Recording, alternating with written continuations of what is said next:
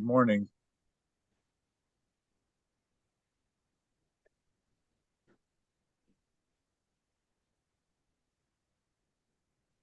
Good morning, Mr. Callahan. Good morning, Judge. How are you? Good, how are you? Good. Judge, last Thursday I had a PCC scheduled with Saritha King, and she capiased. She did appear at the court later on that day, and hopefully she's online right now. I was hoping to take care of this capias this morning. Oh, she's not here yet. Can we do this by Zoom?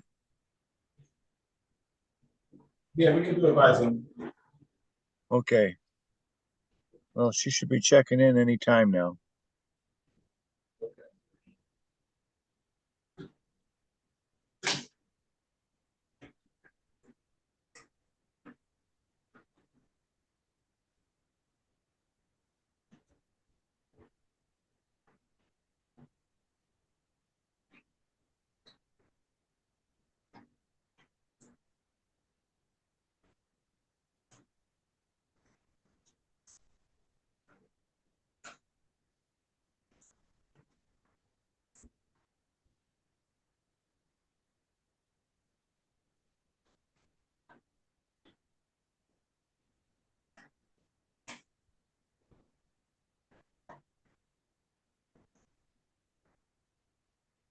I'm going to try and call her.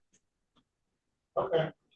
Okay, I'm not sure. I don't want to lose you, but I'll do my best not to have that happen. I'll be right back.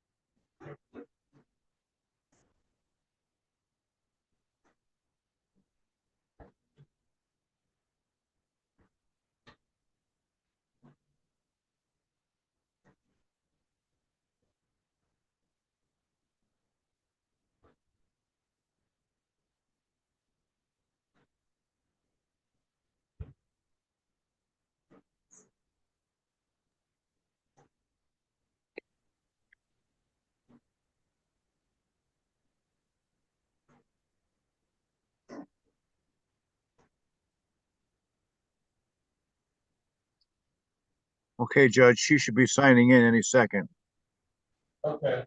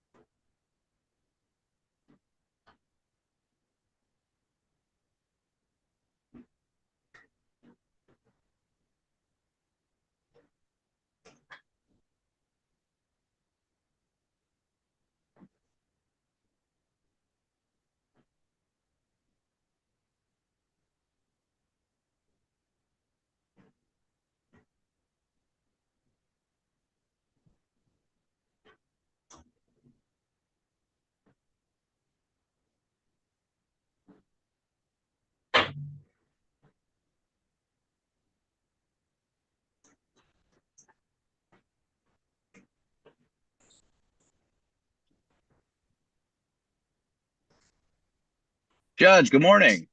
Good morning, Mr. Glenn. How are you? I'm good, Judge. How are you? It's good. What's up?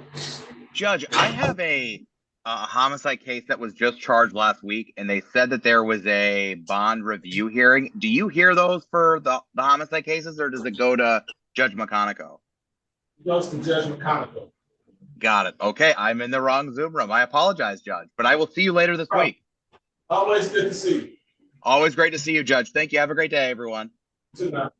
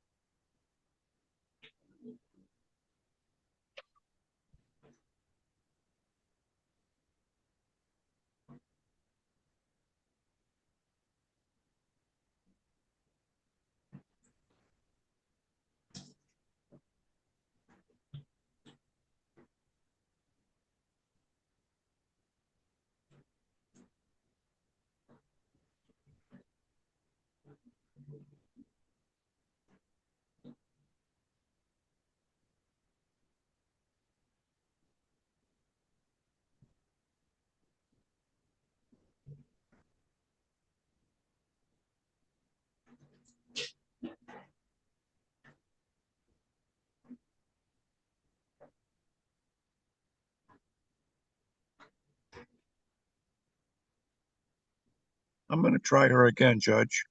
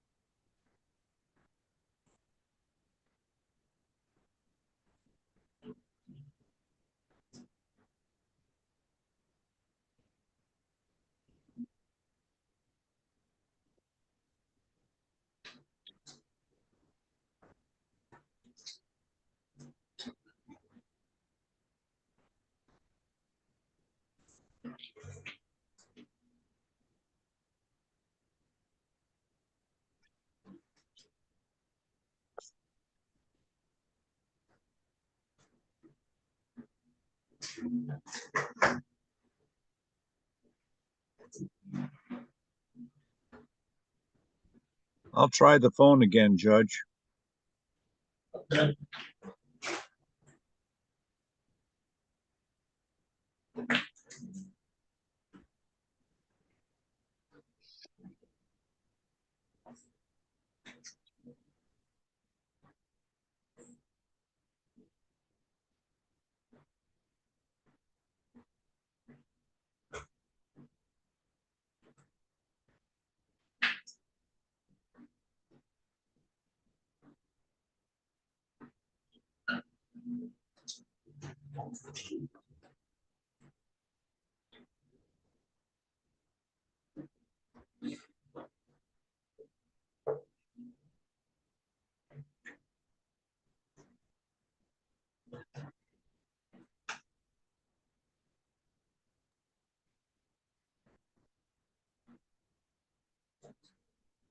Judge, supposedly she's in your waiting room.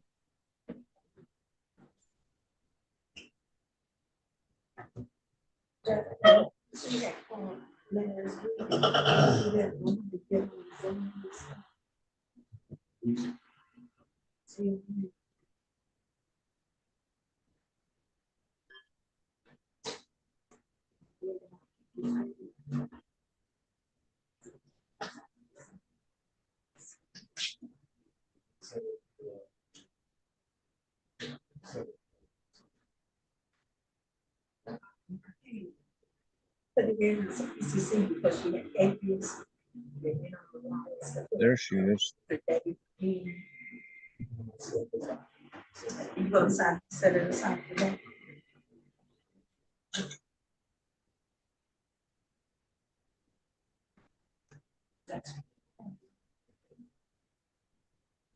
She has to connect her audio.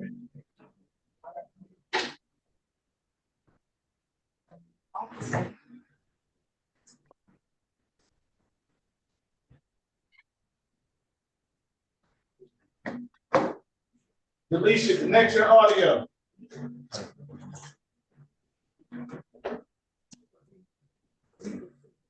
Oh, Ms. King, connect your audio.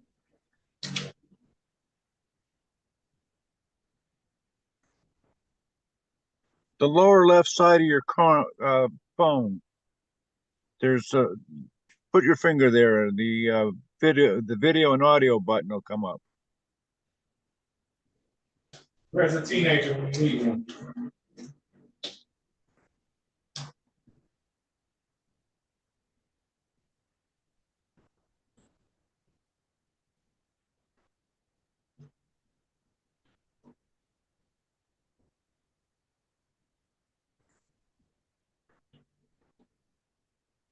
There we go.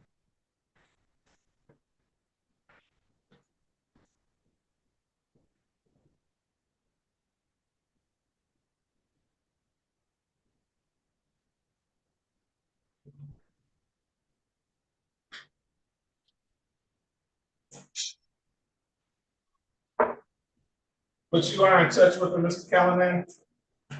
I'm sorry, Judge, what? I said you are in touch with her? Yeah, that's her on the screen.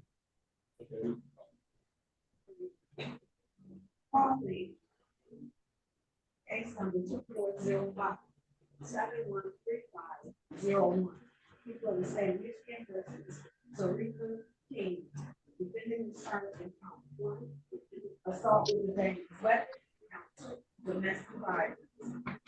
Appearances for the record, please. Evan Sarita Callahan. Oh, she's talking now. Okay, great. All right. Ms. King, Yes, what happened to you the other day? I misunderstood my letter and I called in at 2 o'clock and I was too late. I just misunderstood what it was saying. I didn't know I had to be in at 8:30. All right, Mr. Callahan, what do you want to do with this? The court will set aside the outstanding cases, reinstate the original bond. What's your pleasure, sir? Judge, what exam date would we have on this?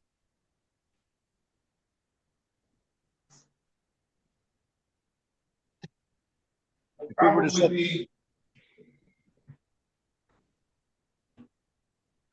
I'm sorry, what?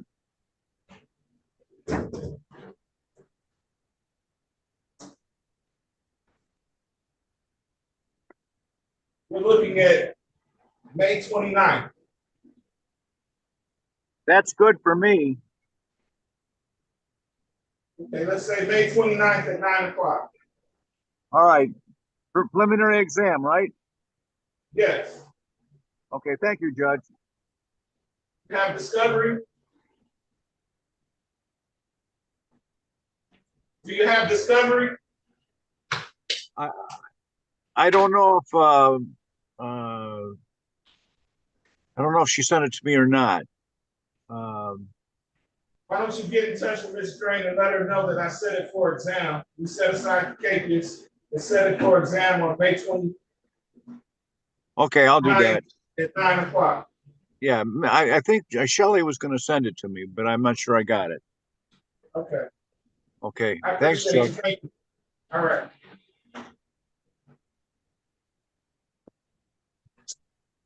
Ms. King, you can sign off now.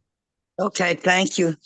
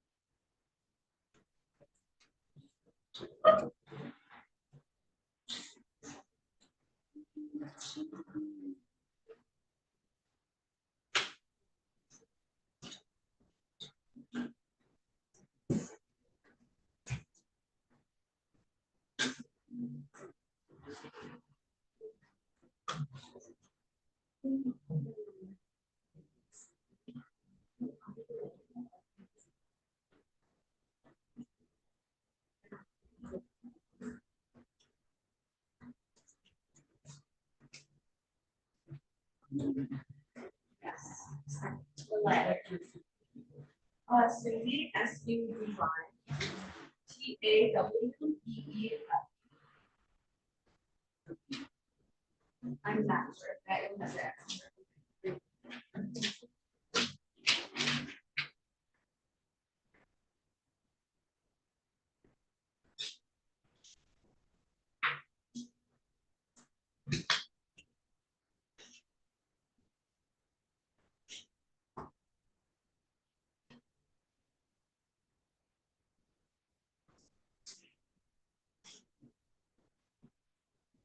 You're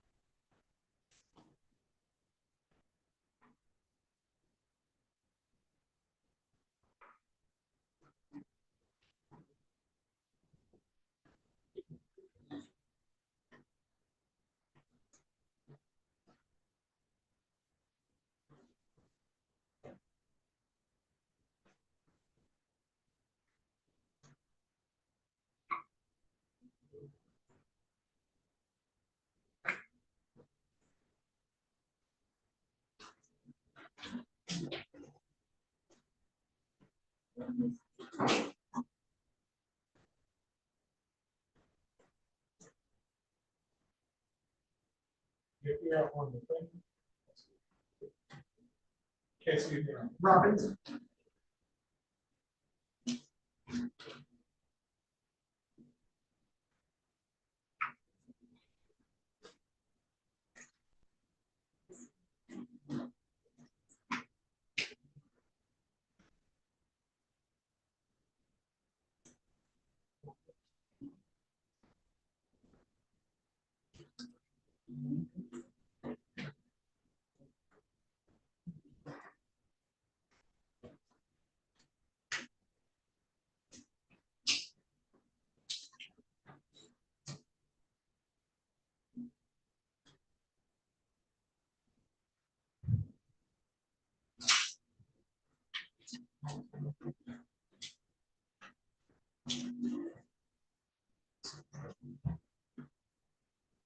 And first, I have one case in front of me. Okay.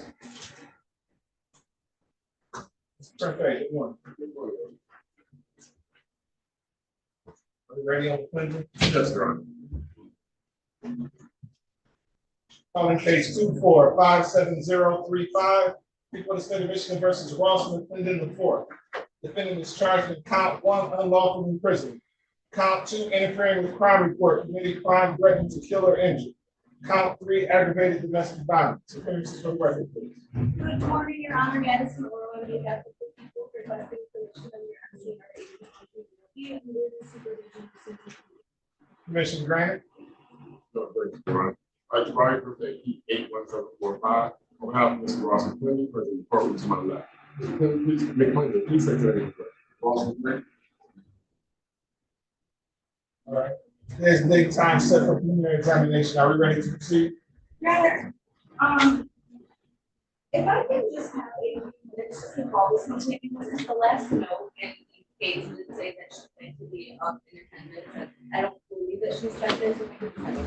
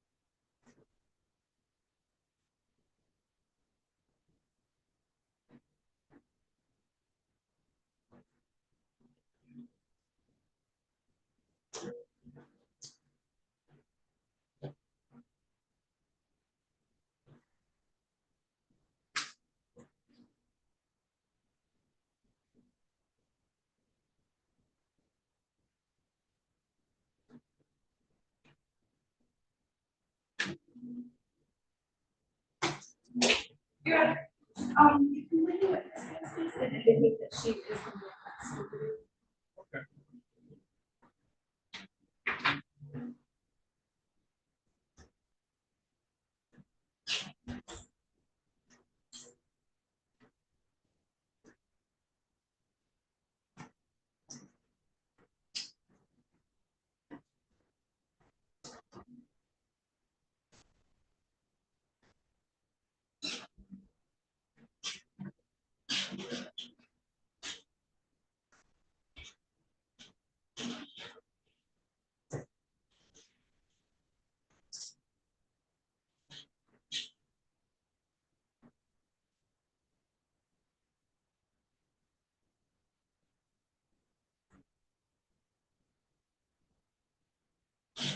Mr. Will, good morning. How you doing today?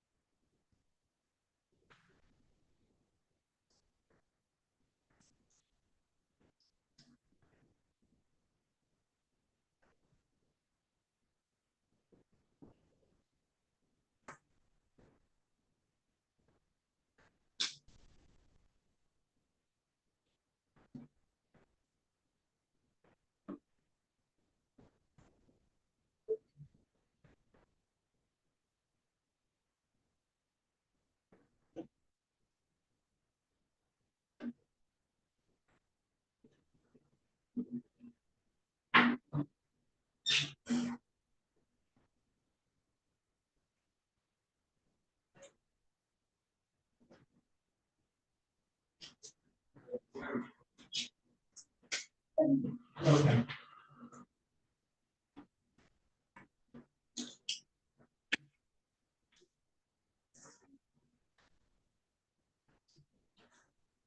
We are back on the record on People versus Ross McClendon the fourth, case number 2457035. Are people ready to proceed?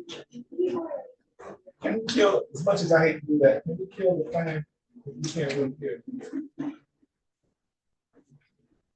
Sorry. This one was starting to cool off in here.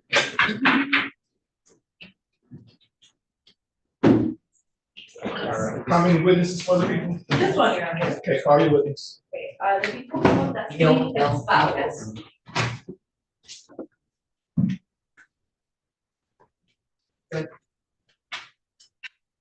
Okay.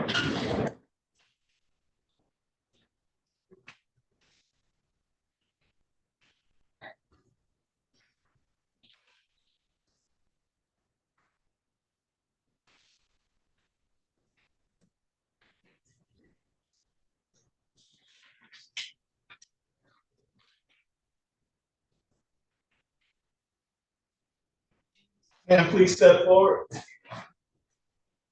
Raise your right hand. Do you swear or affirm to tell the truth, the whole truth, and nothing but the truth, so help you God? Thank you. Please have a seat in the witness box right next to me, all the way up here.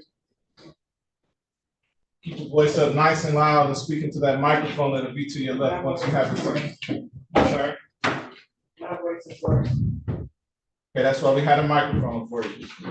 You can actually pick the base of that up and put it in your lap. Okay, begin when you're ready. Okay, good morning. Good morning. I want to draw your attention to April 28th. Oh, I'm sorry, can you please state your name for the record? Destiny Dismissals. Thank you.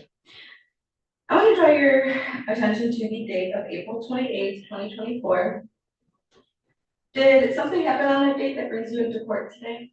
Yes. And where were you on that day? I'm an Evergreen girl. Okay, and is that in the city of Detroit? Yes. In the county of Wayne? You said what again? In the county of Wayne? Yes. That was a silly question. Okay, thank you. And what happened that brings you into court today? I was assaulted by Ross McClendon. Okay, you pointed and stated Ross McClendon. How do you know that individual?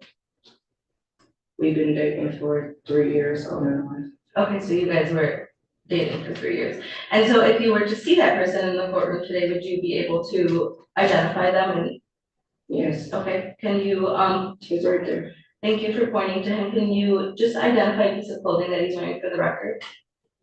The plaid shirt, blue one. Perfect, thank you. Your Honor, please let the record reflect that the defendant has been identified. So noted. Thank you. Okay, and when you say that you were assaulted, what exactly happened to you on that date? Pretty much he cut my hair. He raped me, punched me in my head, my face. As you see, my eyes are still black. I tried to stop him from cutting my hair, so my fingers got cut. Okay, and this also might be a silly question, but when he cut your hair, was he using scissors? Scissors and clippers. And clippers? Okay. And would you say that those are those haircut clippers? How? Yes. Okay, thank you. And at some point, were you ever able to remove yourself from, well, let me go back a No, little bit. I was locked in the house for 3 days. Okay, and when you say locked in the house, were you able to leave? No, he got deadbolts on his doors as in windows are nailed shut. So there was deadbolts on the door. Can you explain to the court a little bit, what those deadbolt, was it one deadbolt, was it multiple? It's the front and the back door, you gotta use the key to, Get out, and so you Yeah. could not get now you outside. need the keys. And if you said it was 3 days, do you know the dates? It was from Sunday, the 28th. They picked me up from my uncle's house until Wednesday, when the police was called. And at any point, you know that there was deadbolts on the door, so does that mean that you tried to leave at some point? Yeah, I tried to get out, but every time I try to escape, people won't let me. Okay. And Your Honor, can I just have one moment, please? Okay.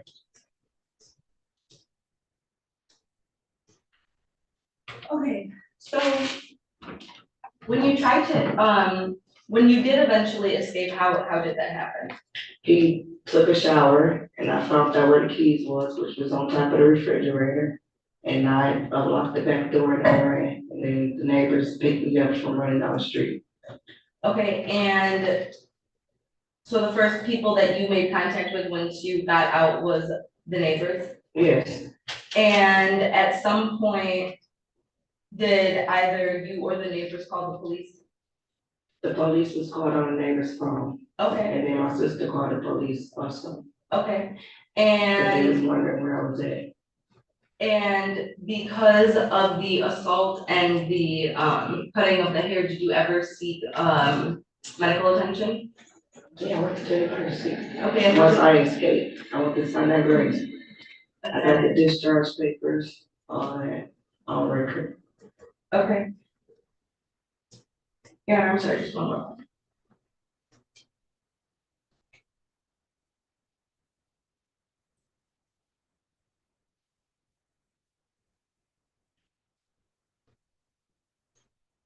Okay, and just a couple more questions.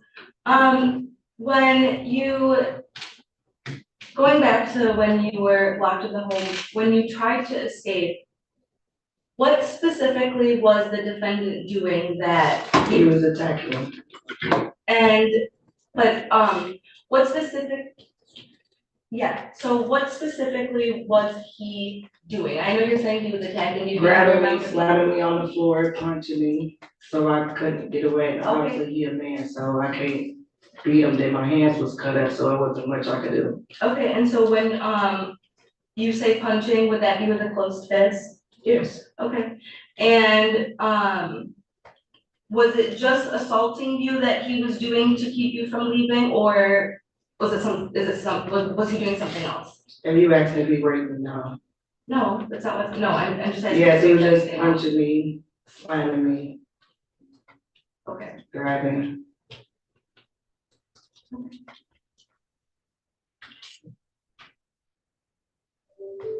Your Honor, I don't believe I have any more questions at this.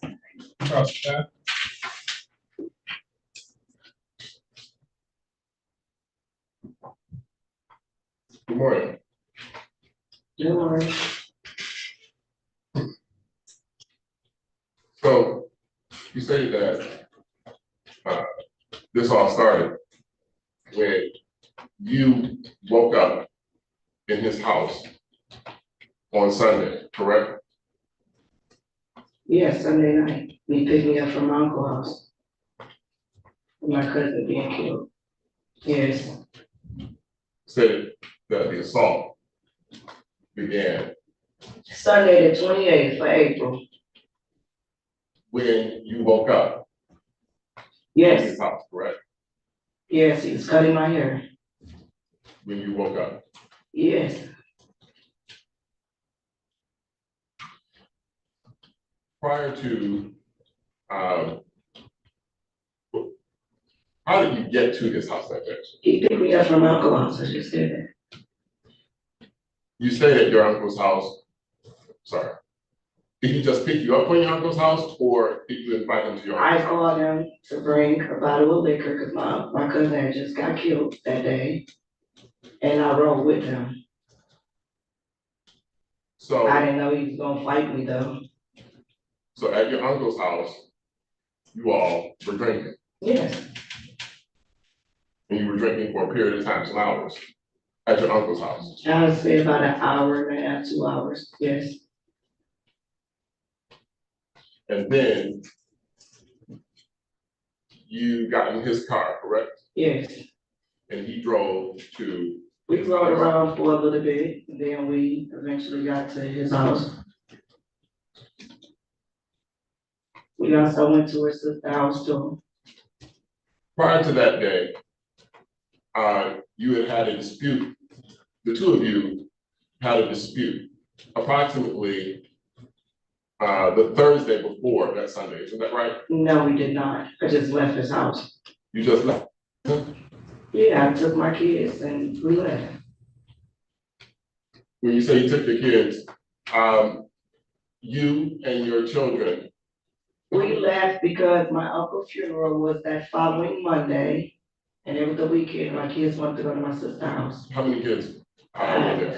got 6 kids, there was only 3 there. It was 3 there, Mhm. right? You had been living there, that is at his house, with your kids. Yeah, cause he voluntarily told me I could live there so my kids can get back and forth to school.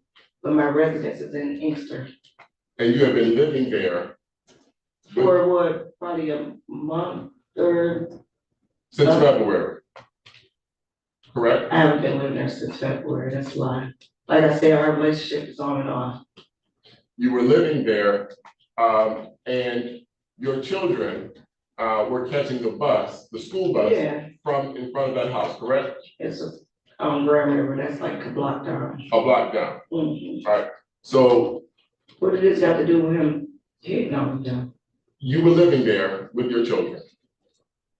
On and off, that's cause he voluntarily told us he was living in Tennessee. He moved to Tennessee, and while he was there, he told me and my kids could stay there to get back and forth to school. So when you were living there, when you initially began living in his house, Mhm. he was in Tennessee, correct? Yeah, So you were living there with your children alone. yeah.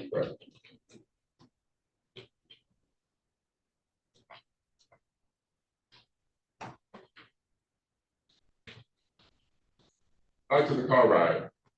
You said you all drove around for a while before you went For a to his little house. minute, yeah, we was drinking, so we was talking, chilling. You all got into an altercation in the car, didn't you? I mean, he told me about a voicemail that I left on his phone, yeah, but we did. You got into a physical altercation in the car, didn't you? He hit me, yeah, in the car. You hit him too in the car, didn't you? I hit him in his house. You hit him in the car. Are you saying you did I not hit hit him him in the car, in his house. You hit him in the car and in the house. No, I hit him in his house. My apologies. Maybe I just misunderstood you. You did not just say that you hit him in the car and the I house? did say in the car. My apologies. I still don't understand. You said you did hit him in the car. What did this got to do with this man beating on me in his house? Ma'am, I just need you to answer the question, please. What was the question, man? You hit him in the car. He hit me in the car once, then we went to his house. You hit him in the car as well.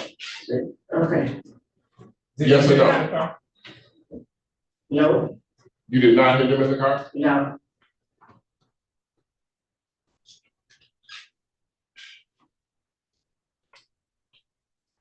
He accused you in the car of, he accused me? he accused you of having another relationship, Relationship with a correct? guy that I call my cousin that I'm not having sex with. That was his whole reason of fighting. You accused him of cheating as well, correct? I didn't accuse him of anything. He voluntarily told me that he was tricking with someone, but that ain't the reason we was fighting. Or reason he fought me is because he thought I was having sex with a guy called my cousin or a friend. So there was a conversation about him having other, Yeah, but that was in his house though, that wasn't in the car. but there was a conversation about him having other lovers? That was in the house, yes, Yes. after we'd already fought, he told me that. And during that quarrel, you took his phone, didn't you? No, I did not. He took my phone while I was asleep. He took my phone and hid it. He parked his truck around the corner from his house, so my people couldn't pull up because they think, I guess, quote unquote, his words, we'll be out. So they want to pull up and check on me. Over the course of the days from Sunday to Wednesday, Wednesday. you had his phone. No, I did not. I never had his phone. You never had his phone? No, I did not. He had my phone and hid it. And he was texting and calling people on my phone. When the police finally came to the gas station, you had his phone, didn't you? Yeah, I took it when I ran. I took his phone, his keys, and his wallet. I did do that. You took his wallet I took his phone too, and you took his phone. and I took his keys. I did do that. But I gave it right back to him. I can't go through his phone. He got a lock on it through the fingerprint. So there was nothing I could do. I just did that because he took my phone. And how do you enter and exit? The back door. Let me finish my question for you. How do you enter and exit his house when you were staying there alone while he was in Tennessee? He gave me the key. You had a key. Yeah, he gave me the keys. Or else I was gonna get in there. You had your keys in his house from Wednesday to Sunday.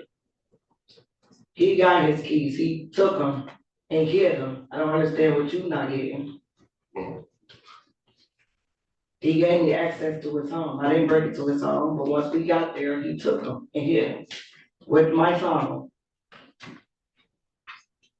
Are you saying that you did not have your own set of keys to his house? I had his other set of keys. So you had a set of keys to his house? Yes, I did, that he gave me, and he took them back Sunday night when we was fighting, and he hid them. And he hid his other set of keys with my phone while I was asleep.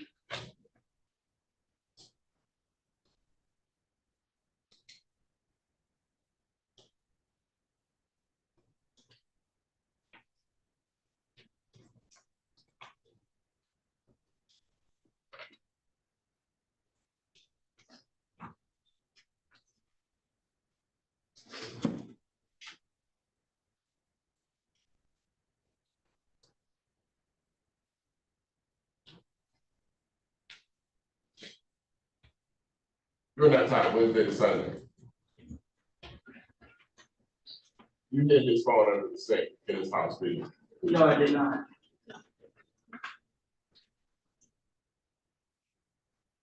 Is it your testimony here today that during that time period, you did not have his phone at all? No, he got his phone, he had mine too.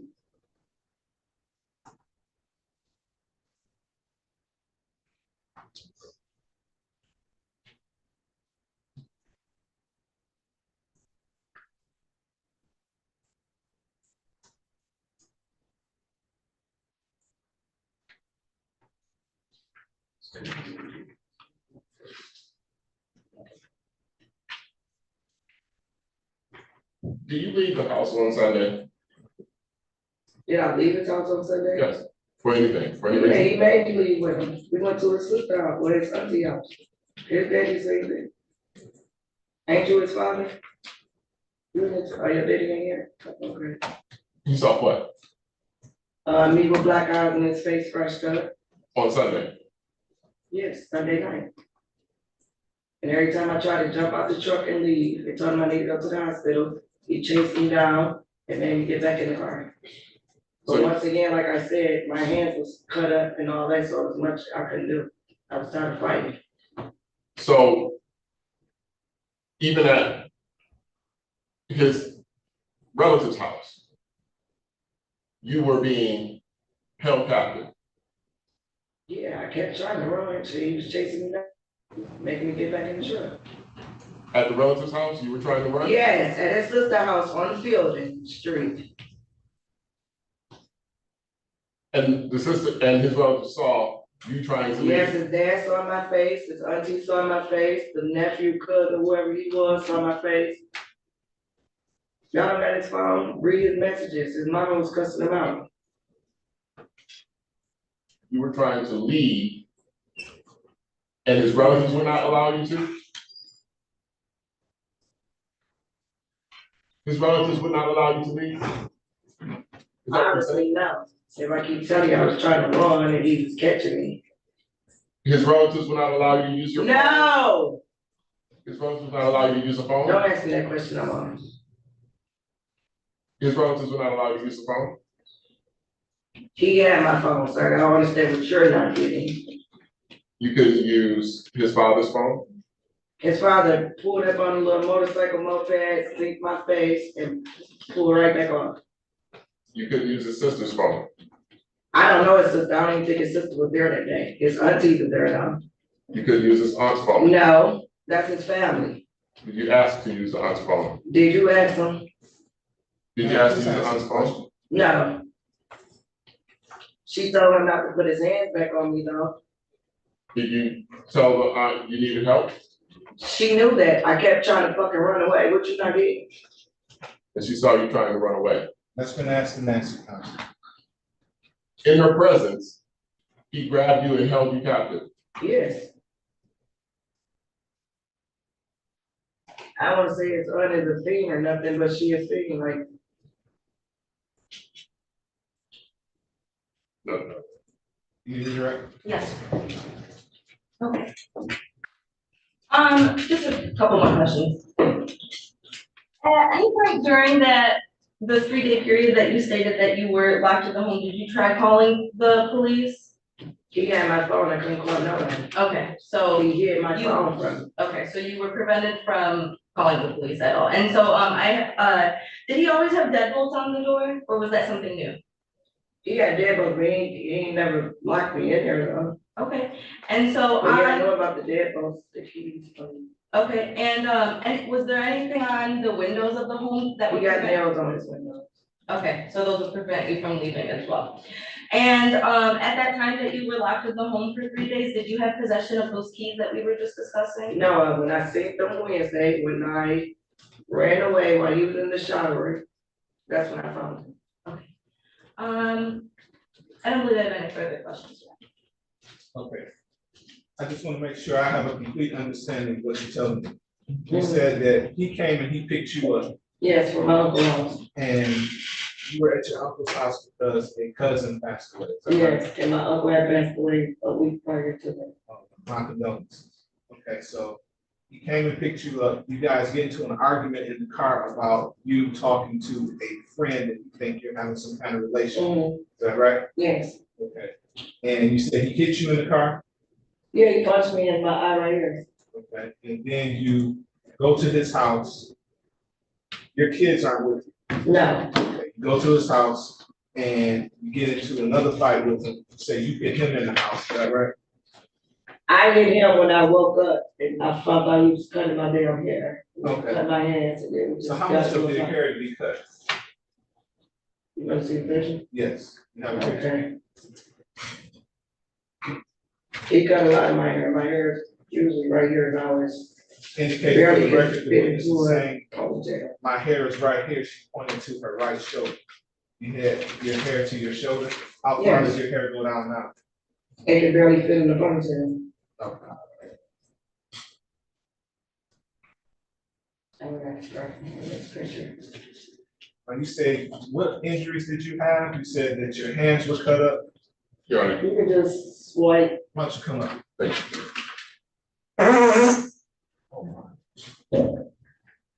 You can just swipe to, turn around. People, you want to see this?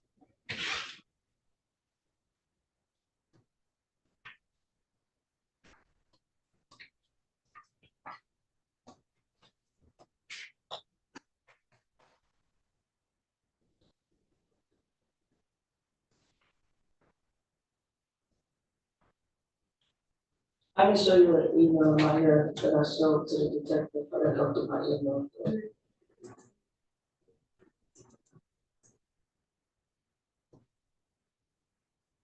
Do you have any pictures of your hair in here? I got pictures of, yes, I go through my email. You wanna see how much he cut or how long it was? How much you cut? Okay, So you woke up to him cutting your hair, Yes, and naturally you took offense to that and you started fighting him, right? yes, All right, and you said he punched you in the face? You yes. had both of your eyes, and that was depicted in He the fractured pictures. my nose too. Your nose was fractured? Yes, my nose was crooked. I got the discharge papers and all that and and my phone. After that, is that when you tried to leave? I tried to leave, but I couldn't. And how did he prevent you from leaving? Yeah, there's folks on the doors and they were shut.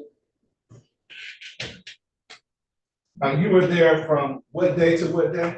The 28th of April till that following Wednesday, I believe it was. 28th of April. What day of the week was that? You say the first. I'm sorry. Is that May 1st or something like that? 28th of April is what day? Is that a I Wednesday? gotta go through my, yes, that's a Sunday. Wednesday. The 28th of April is a Sunday? Yes. Yes, the 28th is Sunday for sure. I said, so you were there from a Sunday So until Wednesday. Wednesday. You say the funeral was Monday, right? Yes, but I wasn't allowed to go to my uncle's funeral that following Monday because I was locked in his house. So you missed the funeral? Yes,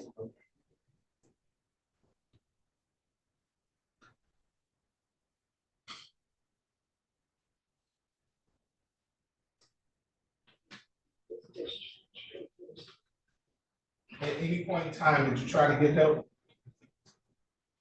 yeah, I tried, but it wasn't nothing I could do. I couldn't call nobody. Couldn't talk to them. You were locked in the house and he had your phone. Yes, he hit my phone. And then when he took Until a that shower, that was your Wednesday. opportunity to find his phone Yes. and keys. He had his phone on the couch and his keys in his wallet. All right. And I grabbed them. So he wanted to call nobody to come pick him up because I wanted him locked up. Did he at all try to follow you, chase you down or anything like that? No, he didn't even know I was gone. Oh. Until probably he got out the shower, but I was already at the gas station waiting on the police. So when you got to the gas station, you couldn't use his phone because he had a password. Yes, the people that picked me up running down the street called the police on their phone. All right. And they waited till the police came with me. All right. Any questions based on my question? Now, if I can find. None from the people you're on. When you left the house, Yes, you are. Almost done. when you left the house, you had his phone. Yes, his phone, his wallet, and his keys. You had your phone as well, didn't you? Yeah. But he put a code on my phone, I had to reset my phone. He was texting and calling people. You were adamant on direct examination that you weren't raped. You, though, were engaged in sexual intercourse or sexual relations with my client during that time period, weren't you? Sunday to Wednesday. You said what you gotta I don't say. object to the relevancy. That part. How's it relevant, counsel? Right, this is it, to establish what was going on in the house. No. during I'll that time sustain the period. objection. While you were in the house, were you tied up? No, You were free to move around the house? yes.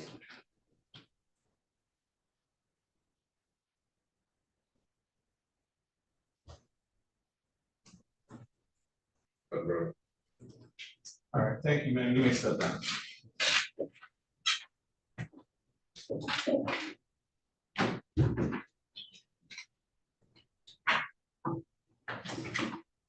Any other witnesses for the people?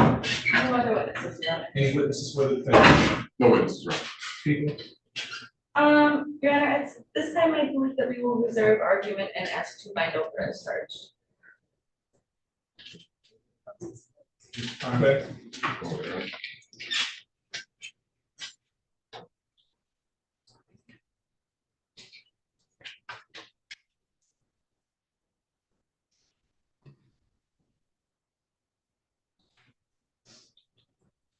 Your Honor, we respectfully request, Your Honor, not find these matters over.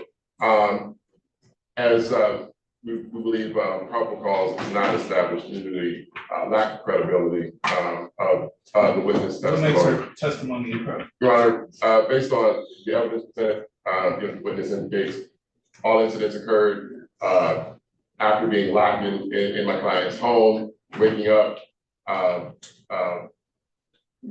to her hair being cut, I'm still here, waiting to hear why her testimony is incredible. failing to mention that altercations began prior to, that there was a complete other genesis of the incidents in question, Your Honor. I don't understand what you're talking about. Your Honor, in our argument, Your Honor, we respectfully request, Your Honor, not buying the matters over. And we will. Mr. Grassley, Your Honor, based on the evidence presented, we do understand the nature of the proceedings and the evidence was presented. We understand that a buying over will occur in this case. So we'll reserve argument for closing. People, Your Honor, with that, the people still ask for the bind over to be bound over as charged. I'm not exactly sure what the issue is, if there is an issue here. The witness testified quite credibly. I thought that this defendant kept her in prison for 3 days. She was not allowed to leave. She even missed a funeral of one of her loved ones because she was not allowed to leave. She said the doors on the house were dead bolted and had to have a key. He kept the keys. He took her car. He took her keys that he had given her as well as her cell phone. She was not able to contact anyone when she did break away from this residence. She went to a gas station. A neighbor got her help. Court saw some pictures, although those pictures were not properly admitted into evidence. Why, I'm not sure. But in any event, court finds that that witness's testimony was quite credible. Court is satisfied the people have met their burden of probable cause as it relates to the charges contained in the complaint. One, court finds those charges were committed in the city of Detroit. The court finds probable cause to believe this defendant committed them. The defendant will be bound over to Wayne County Third Circuit Court Criminal Division for proceedings. Are there any issues as to bond? No. None that I'm aware of, Your Honor. His arraignment on the information date and time will be June 3rd, 2024 at 9:00 a.m. Bond will be considered. Oh, really? Thank you, sir.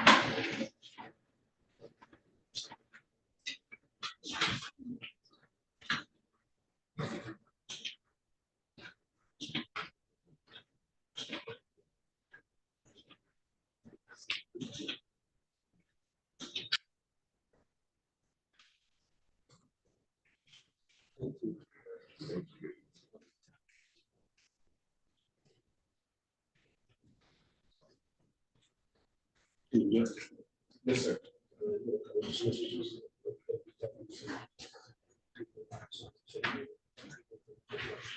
So you can't take financials outside. Okay, come on now.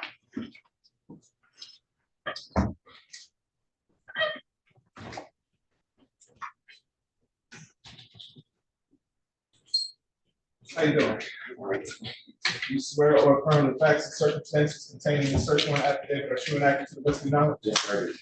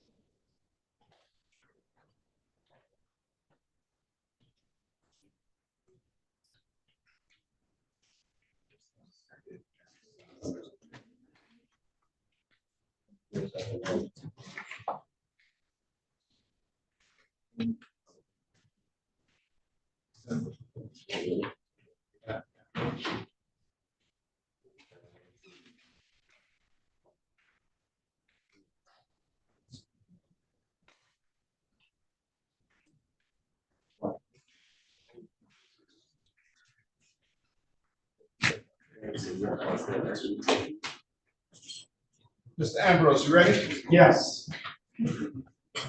Calling case 2260704, people of the state of Michigan versus Joel Aurelius Robbins. Joel Aurelius Robbins. Defendant's charged in count 1 home invasion, 3rd degree, count 2 domestic violence. Defendant has an habitual offender, second offense notice. Appearances for the record. Good morning, Your Honor. Madison Oral on behalf of the people requesting permission under MCR 8.120B under the supervision of Susie Field. Permission granted. Thank you. So Ronald Ambrose appearing on behalf of Mr. Robbins. All right. And your name, for record, sir? My name is Joel Aurelius Robbins. Designate time set for preliminary examination. Are you ready to proceed? People are not ready to proceed, Your Honor. The complaining witness in this case was notified of today's date and time of the preliminary examination, and she is not present, so we are unable to proceed without her testimony. We would move to dismiss you. So order, court will dismiss this matter without the. Thank you.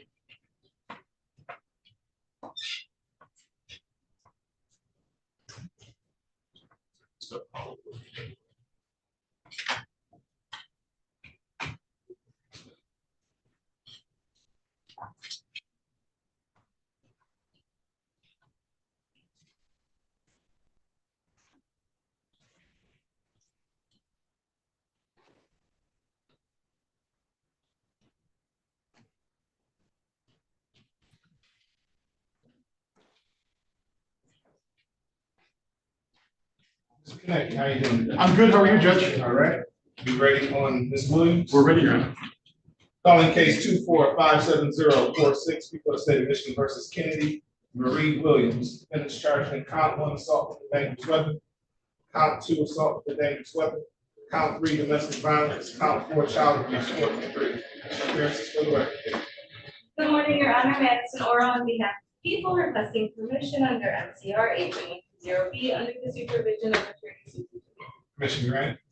May it please the court, Neighborhood Defender Service of Detroit by Jeffrey Kenneth, P 64800 on behalf of Ms. Williams. Ma'am, please state your name, please. It is date time set for preliminary examination. Are you ready to proceed? The people are not ready to proceed, Your Honor. The complaining witness in this case was notified of today's date and time of the preliminary exam, and they are not present, so we are unable to proceed with other testimony. Your Honor, we move to dismiss. So order, the court will dismiss this matter without prejudice. Thank you, Your Honor.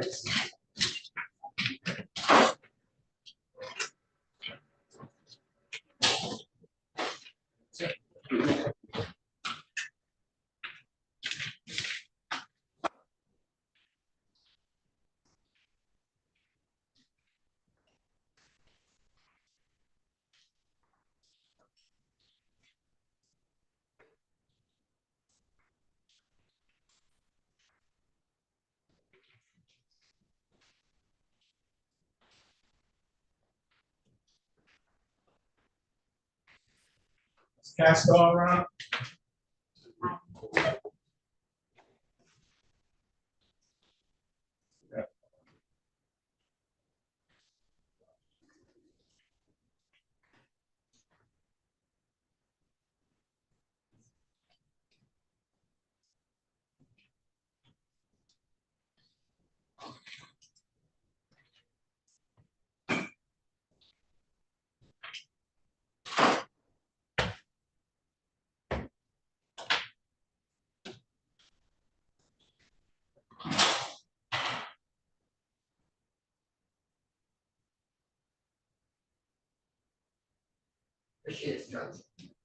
Okay.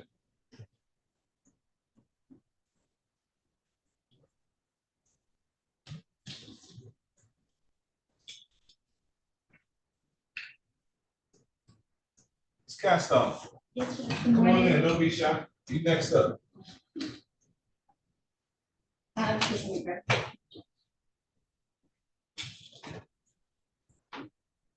It's cast off, let's go ahead and apply it. start.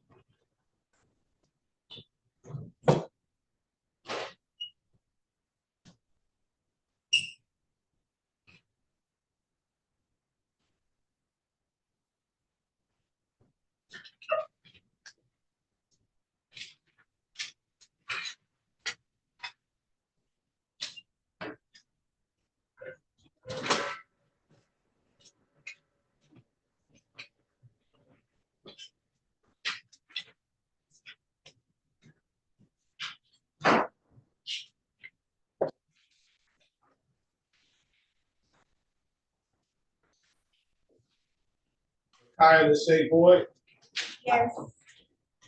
calling case 24-57045, people of the state of Michigan versus Kyle Lachey Boyd. Defendant is charged in count 1 assault with intent to do great bodily harm, less than murder or by strangulation. Count 2 assault with a dangerous weapon. Count 3 assault with a dangerous weapon. Count 4 domestic violence. Appearances for the record, please. Your Honor, Madison Oral on behalf of the people requesting permission under ICR 8.120B under the supervision of Susie Wheel. Commission granted. Thank you. Good morning, Your Honor. Nancy Kessler with NDS, appearing on behalf of Ms. Boyd, P number 80549. Tell us your name for the record. Today's the date, time set for preliminary examination. Are you ready to proceed? Your Honor, the people are not ready to proceed. We don't have a complaining witness, here today. We can proceed under.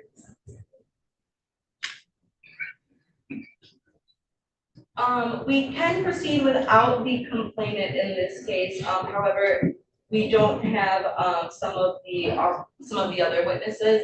So the people would ask for an adjournment, but recognize that, Your Honor probably would not grant one.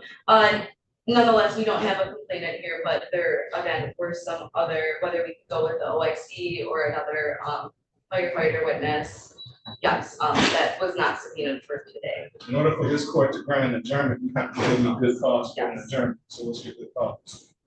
Your Honor, yeah, we no good cause at this time. Just, thought I would put it on the record just to ask, but like I said, we are not surprised by the response of no.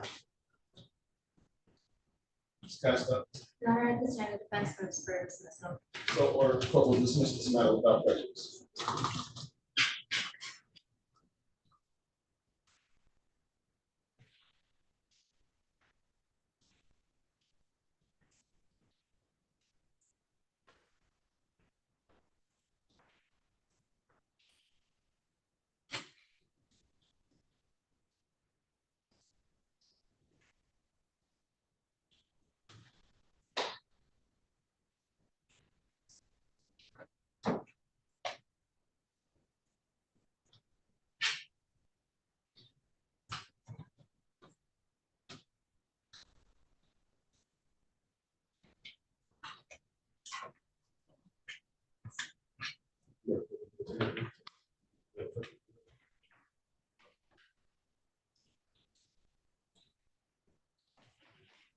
There you go. I'm actually covering a case for dismissals today, Mr. Reno. Okay. I'm early. I'll be in hall. So this is my Miss Costa day today, though. She's next up on touches. You got it, Judge. I'll step up. Thank you. You say you're covering for Miss Phelps? Yes, Judge. So you're right after that. Thank you, sir.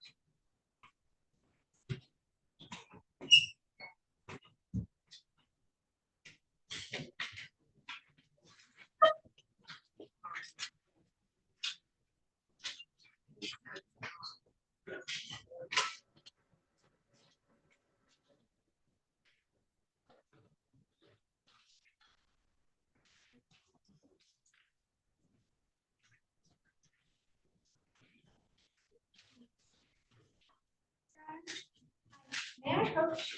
Okay. Thank you.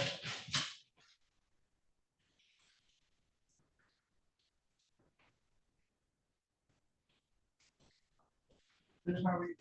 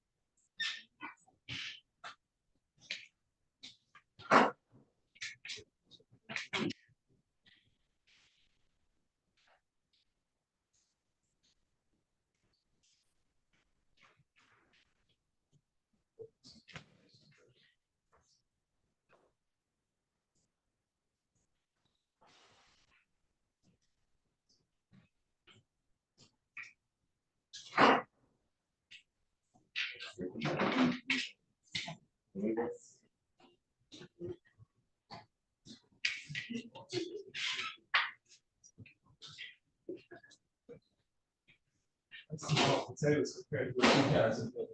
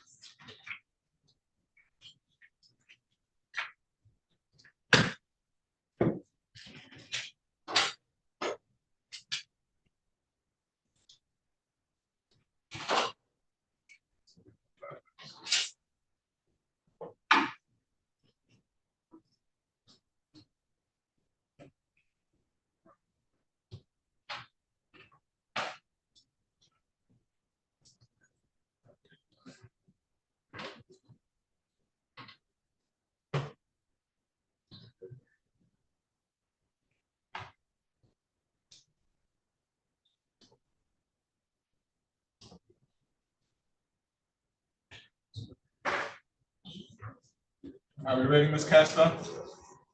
Yes, Judge. You ready on Hutchinson? Where's Mr. Hutchinson? He's outside, Judge. I'm gonna. Hutchinson has 3 cases and he's outside. Sorry, Judge. Said Mr. Hutchinson has 3 cases and he's outside. Oh, I didn't know if we were supposed to have him inside the courtroom, but he's waiting out there. I mean, I'm wondering why he's online.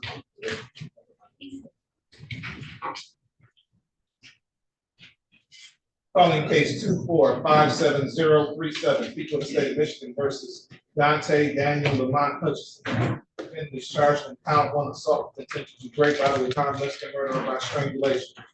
He also has case 24-57038, charged in count 1 assault with intent to do great bodily harm, less than murder, or by strangulation. Count 2 domestic violence. And he has case 24-57040, charged in count 1 assault with intent to do great bodily harm, less than murder, or by strangulation. Count 2 interfering with crime report. Appearances for the record. Good morning, Your Honor. Susie Tully on behalf of the people, P57494, last name is Taweel. Good morning. Good morning, Your Honor. Nancy Kessler with NDS, appearing on behalf of Mr. Hutchinson, number 8054.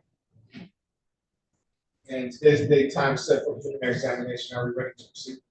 No, Your Honor, we tried to reach out to the victim just now. Our victim advocate was able to get the complainant on the phone. She indicated that she talked to Ms. Drain, our other prosecutor that's typically here, but I am doubtful as to that. However, she said that she's not coming because she is fearful. So we want just a little bit of time if we could get a brief adjournment in order to talk to her. The defendant has 3 cases. This has been going on for far too long. So we would ask for a brief adjournment to see if we can get her here. I don't know if anybody has threatened her not to come or she's just fearful because of what's been happening to her in the 3 cases that are alleged in this case. I'll grant an adjournment, but it won't be for days. It'll be more like for minutes where you get in touch with her and talk to her and see when she can get down with it. These kind of allegations are in fact taking place. The only way to stop them is to do something about them. We agree, Your Honor. I'll give you an opportunity to talk to the complainant witness to see how soon she can be here. Thank you, Your Honor.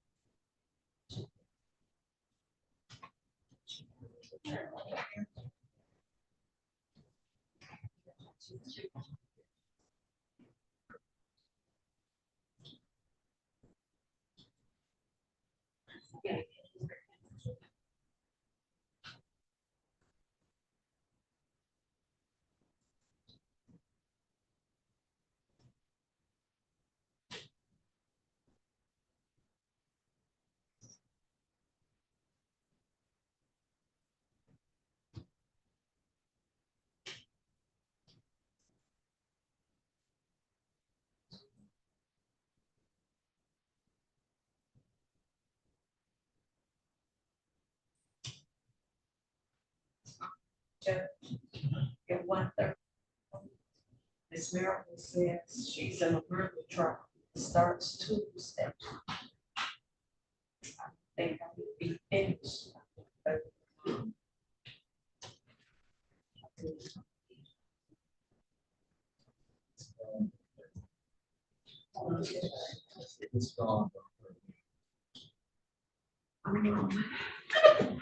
This the one where I had the wrong day. Remember? She said that. Yeah, she did say that.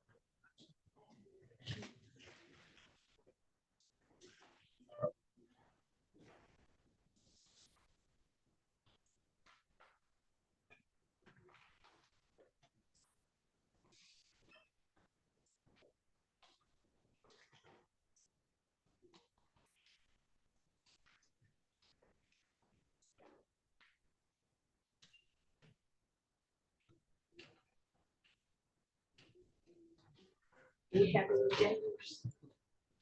In the last page.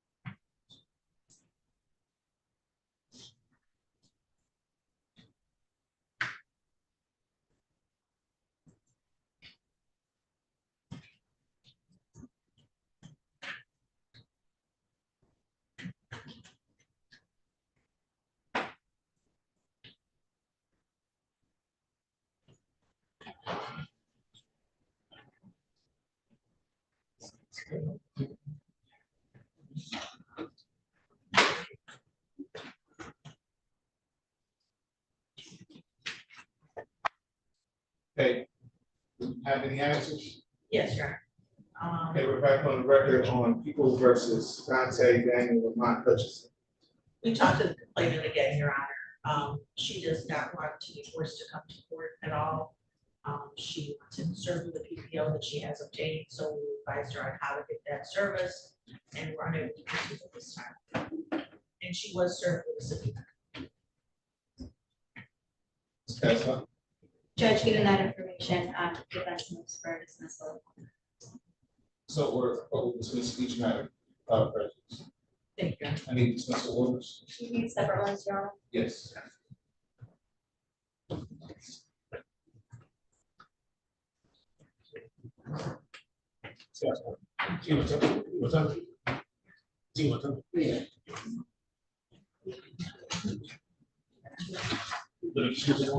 I got it.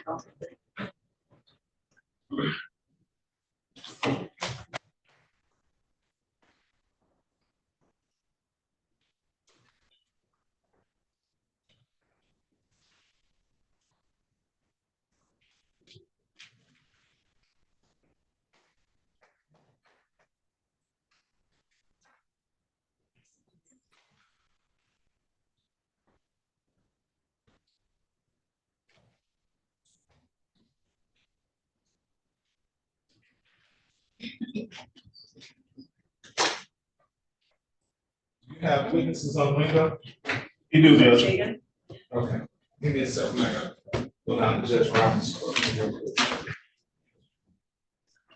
Go up to Judge Robbins' court.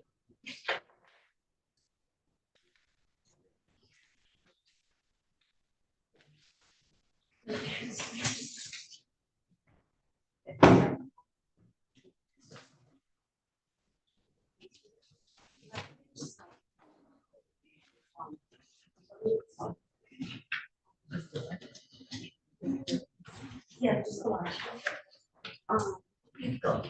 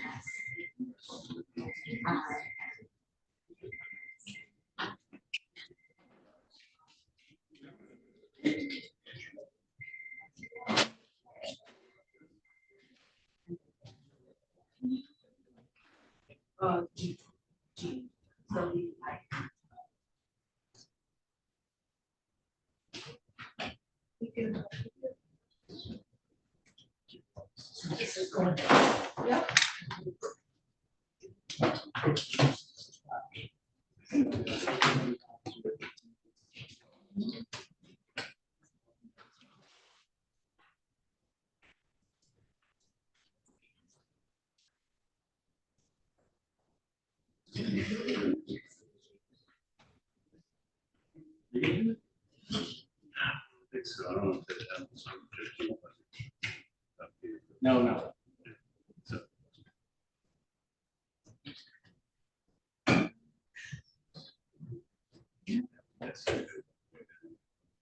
Yeah, I saw some.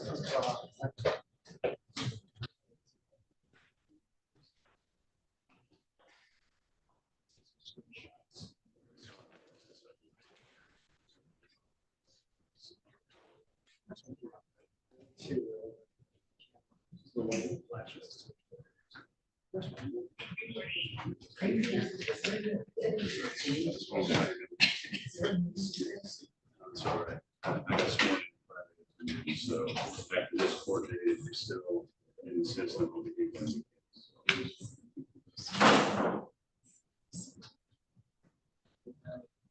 Yeah, for the children.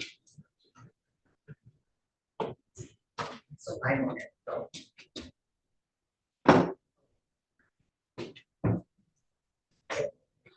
So.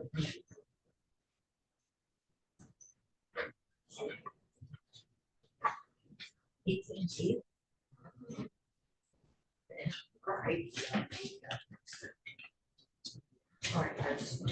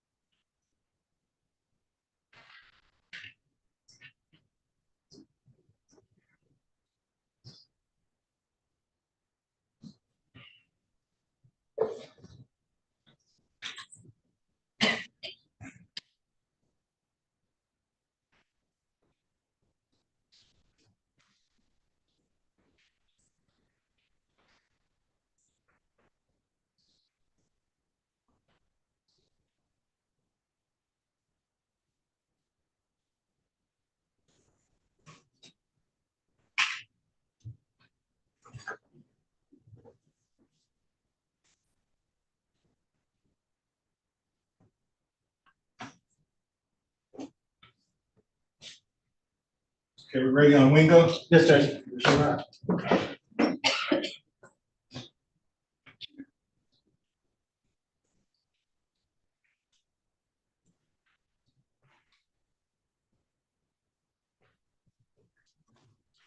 That's you in my waiting room. Yeah. Okay. Calling case 2456871, people of the state of Michigan versus Cedrin Andre Wingo. Defendants charged in count 1 assault with intent to do great bodily harm, less than murder or by strangulation. Count 2 domestic violence. Appearances for the record, please. Good morning, Your Honor. Madison Oro on behalf of the people requesting permission under MCR 8.120B under the supervision of Shelley. Thank you, Grant.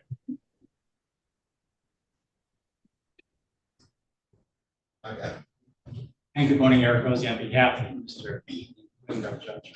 Today is date and time set for preliminary examination. Are the people ready to proceed? The people are ready to proceed, Your Honor. How many witnesses? Just one. Any preliminary matters? Move to suppress. Ladies and gentlemen out there in YouTube land, if you are a witness or potential witness, I'm ordering you to log off at this time. There does not appear to be any other witnesses in the courtroom. Are you witness? Okay, the people will call Ms. Shanice. Ms. Shanice John Wingo. Madam Clerk Reporter, do you have the name? Okay.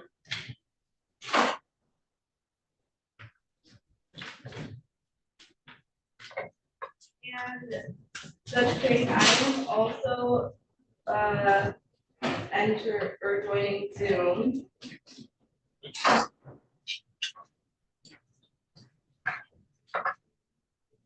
Ma'am, please step forward, raise your right hand. You swear or affirm to tell the truth, the whole truth, and nothing but the truth, so help you God? Thank you, ma'am. Please have a seat. The witness box right next to me. Just yank that door open. Have a seat. That microphone is on that stand to your left. Pick your face, lift that up, and place it in your lap and speak directly into that voice, okay? Yes, just pick it up. You may begin when you're ready. Okay, thank you, Your Honor. Sorry, one moment. Looks like it says joining.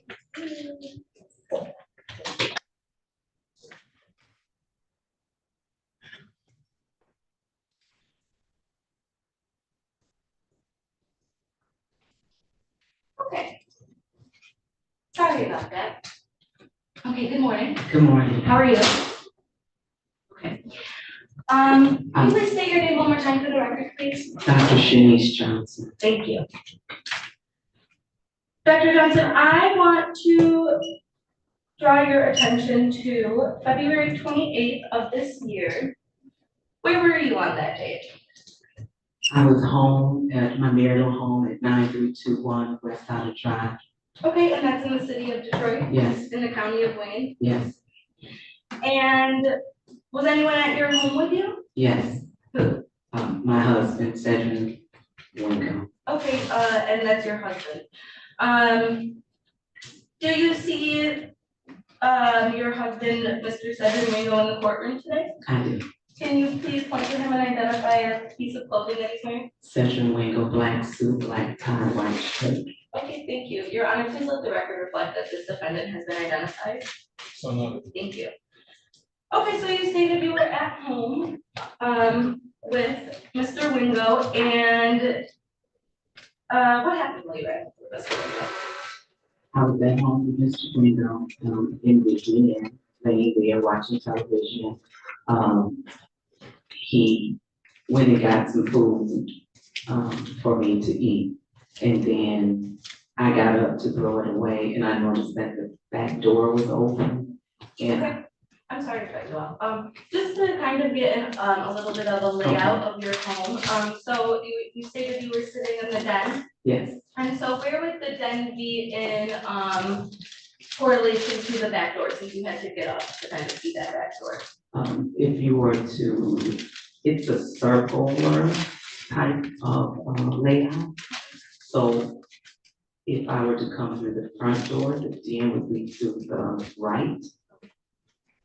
And I got out of the den, I turned to my left and went through the living room, which is to my right, and I mean to my left, and then I came through the living room, through the dining room, into the kitchen, and the back door is right there. Okay, and so you noticed the back door was open? Yes, And so what did you think when you noticed that the back door was open? that he had left the back door open, and I commented on him leaving the back door open, which escalated into an argument.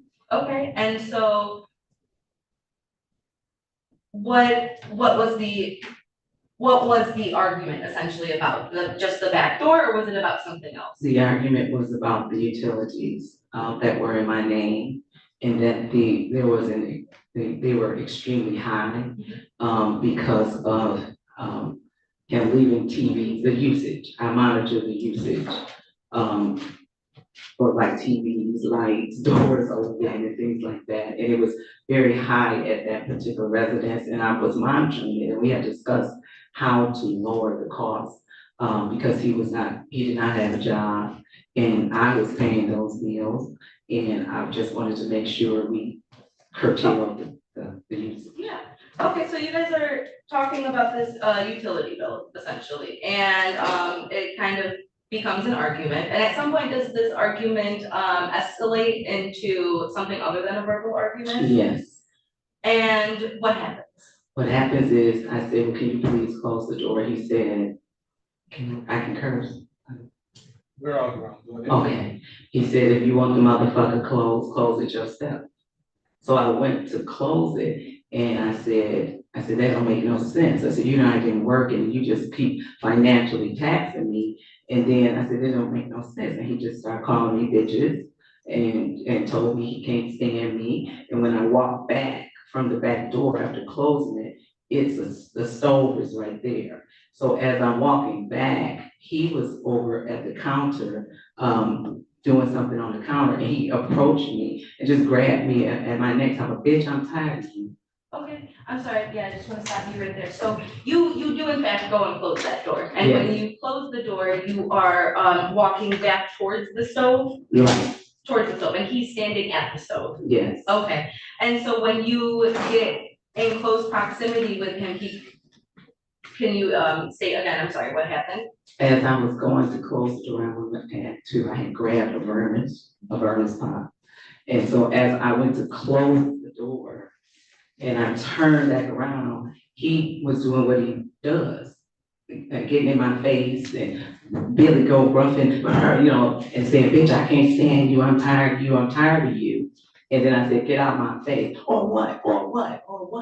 And I said, get out of my face. And in that moment when he is, kind of in your face like that, what are you thinking? I'm thinking, here we go again, because he's already had attacked me before. Okay, and I wanna go back to something that you stated just a few minutes ago, which was that eventually his hands were around your neck, is that what you're saying? Yes. Okay, and I wanna talk a little more about that. Can you give the court a little bit more detail as to that? So at the time when I told him to get out of my face and he's going big in my face and I'm yelling back in his face and he grabbed me around my neck and said, bitch, I will kill you, I will kill you. And I'm sorry, again, Dr. Johnson, to cut you off, when he has, did he have one hand or two hands around your neck? Two. And at any point, did you lose consciousness? I couldn't breathe, and so I used the can that I had. The burner's can? The burner's can, and I started hitting him with the can. Okay. To break loose. Okay, because you couldn't breathe, but your breathing was restricted, but you didn't lose consciousness? No consciousness. That's okay, okay, so, okay, and so you stated it was with two hands, and what happens next? After I hit him with the can, he let me go, and he was like touching his hand and said, bitch, you hit me with that can, and I turned to the right to run towards the front door. Like I said, it's a circle path, and I ran towards the front door and slipped on the burner spot that had burst out of the can. And then when I realized I had fallen, I started crawling on my hands and knees. Okay, and so I'm gonna ask you a similar question again. So when you slipped and fell and you're at this point falling, what is going through your mind? What are you thinking? I'm like, oh my God, he's gonna hit me. I gotta get away. I gotta get to the front door. And I know it might sound like a silly question. When you're thinking and saying, oh, he's going to get me, what does that mean to you? Then he's gonna kill me. Okay. And let's go back a little bit to, when he was choking you and what he was saying. Can you just repeat again for the He court? said, bitch, I'm tired, I'm tired, I'm gonna kill you. I'm sorry, Judge, objection, it's been asked and answered. Your Honor, and I will respond just by saying that I did interrupt her when she was stating what he was saying, just to ask some questions in between, so I wanted to go back to that. What question do you want to ask now? I'm just asking what he was stating as he was choking her. I don't think that's been asked. So you can answer that question. What was he saying as he was choking? He just said, bitch, I'm tired of you and I'm gonna kill you. Okay.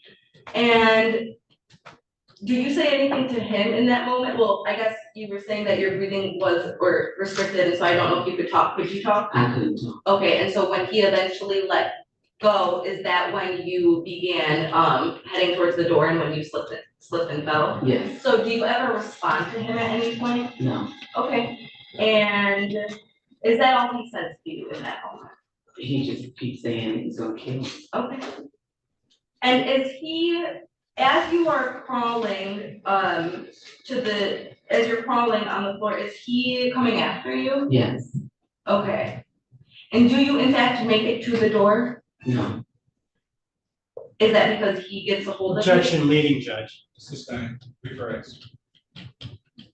Why, so you said you never made it to the door, why do you never make it to the door? I never made it to the door because he grabbed the hoodie. I was wearing a hoodie dress and he grabbed the hoodie and started dragging me backwards until I was like yanking me and dragging me, grunting, and then I ended up falling on my back the way he was dragging me. And it was almost, I still couldn't breathe because the hoodie was cutting into my neck as he was dragging me across the floor. Okay, and what happens after that when he drags you back? I tried to put my hand in between the hoodie right here so I can breathe.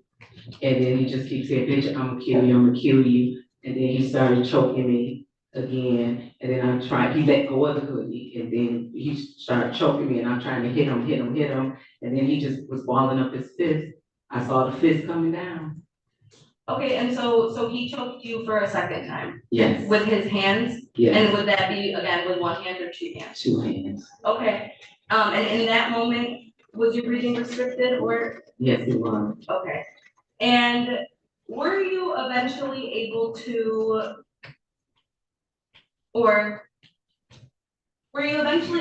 get free? I guess what I'm asking is how did the altercation stop? The altercation stopped when he stopped choking me and began using his closed fist to punch me. And then when he was punching me, I was able to put my hands up like this to prevent him from hitting me in my face. Okay, so just to indicate for the record, the complaining witness put her two, I guess, forearms in front of her face, kind of to block her, to block the punches or hits coming to her. In a crossing motion. In a cross motion. Yeah. Okay, and so you put your hands up to protect your face, and then what happens next? As he was still hitting and pounding me with his fist, I turned to my side and got in a fetal position, and he put his knee on the side of my body and just kept pounding and pounding and pounding. And so when his knee was on the side of your body, could you move in that moment? No. Okay. And what happens after this? After that, it just stopped. It just stopped. So he just stopped. He just stopped. Okay, and were the police did you ever call the police? I did. Okay, and how soon after did you call the police? As soon as he left out the back door, I heard from the floor, I heard the keys, and then I heard the door open and close. Okay, so he just stopped hitting you and then left? Yes. Immediately left, okay. And so then you called the police, and did you receive any medical attention? No. Okay, Your Honor, can I just have one moment, please?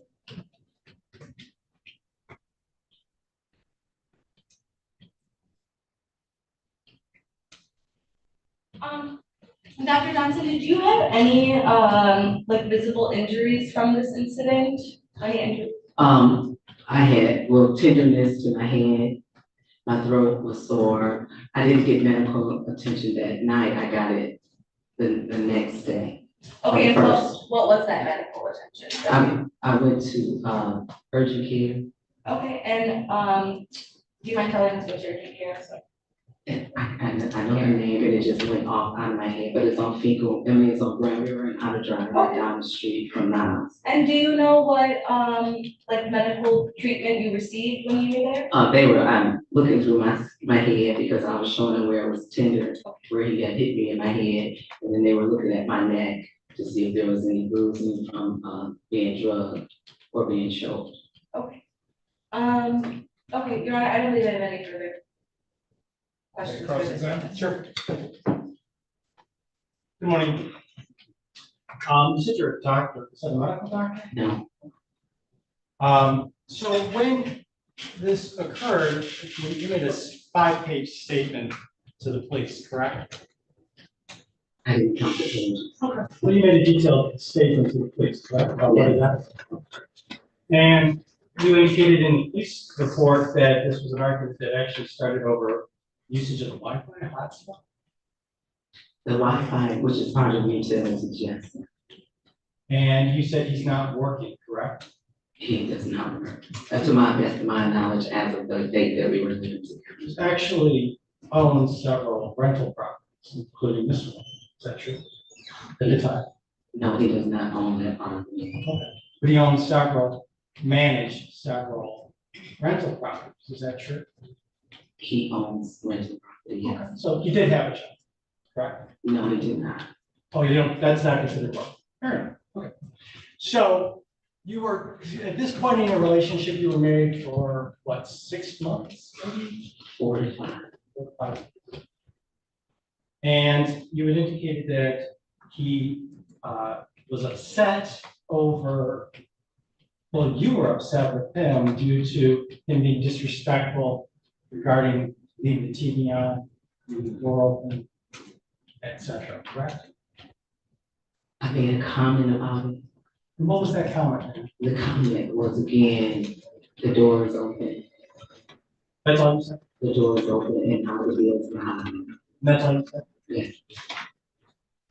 And he then just got up and got right in your face and started Billy goating your I call it Billy Goat, which is intimidating, coming in my personal space, barking in my face, yelling in my face, calling me bitches.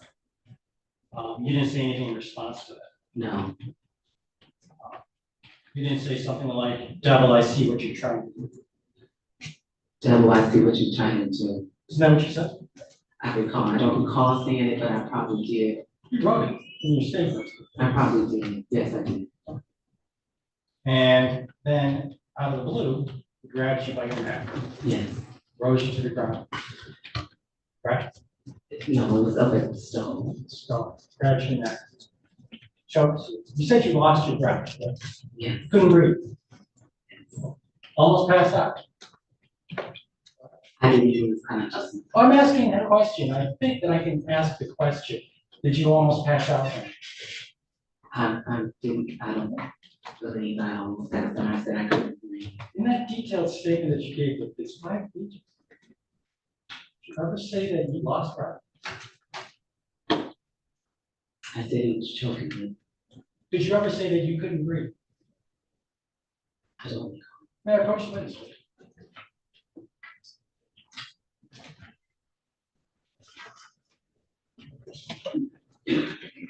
Send it to a document, ma'am, which is your statement that you wrote out to the police, if I'm not mistaken, on March the 4th, about 6 days after this event.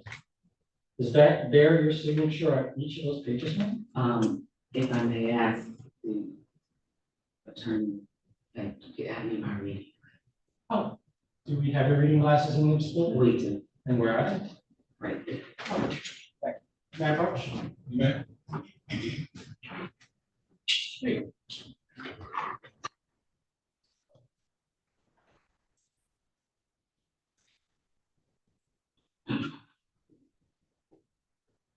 And does that have your signature on each page, ma'am?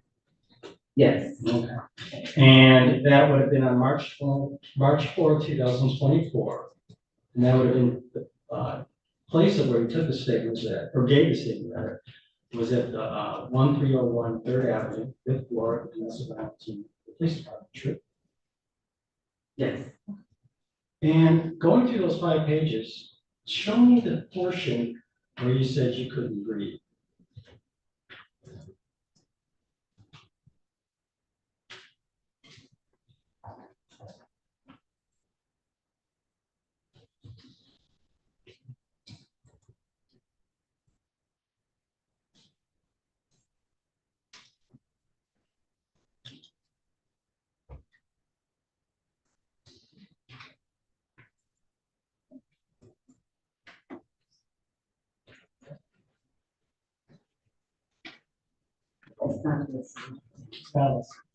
And this was a accurate depiction of this 5 pages of what happened that day? It's accurate as I can remember at that And it time. was the complete statement of what happened on that day? I'm sorry. It was a complete statement of what had transpired on that day? At that time. And you were being truthful, is that correct? Yeah. And you said that you were struck how many times in the face or in the head of it? I don't know. Do you remember telling the police you hit me 3 times? I don't remember. Do you I don't remember remember telling? saying Do you remember telling that to the 911 operator that you struck me 3 times? at least 3 times. No, not at least 3 times. I don't remember. They came shortly after the incident. That's correct. And you told the men when it was fresh in memory, the number of times you were hit was only 3 times. Correct. I don't remember. So, we're listening to the audio recording of the 911 call, of fresh recollection.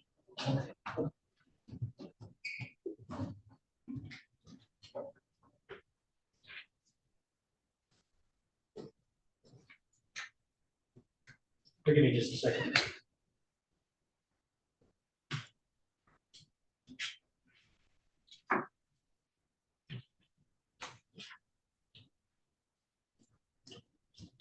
Oh, before I get into that, though, if I could be allowed to share a screen. You are. Thank you. Now, you say that he choked you. Whereabouts in your neck did he choke you?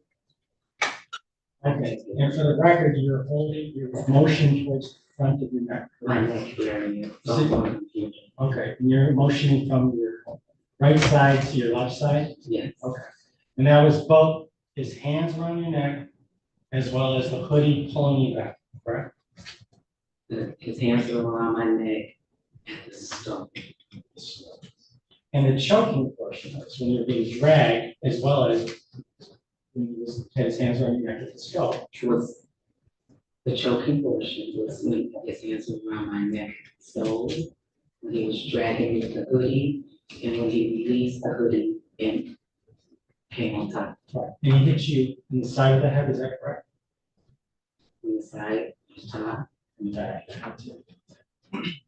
If I could, you would look at the screen for me. Please, Matt? This is the picture of you on the body worn camera. Would you agree with me? Okay. The date of this is February 28, 2024. Time is 19:53 and 13 seconds. Captured on this body worn camera, correct? Would you agree? Would you agree with that? Yes. And this is a video screenshot for injuries or lack thereof. Would you agree? It's a video shot.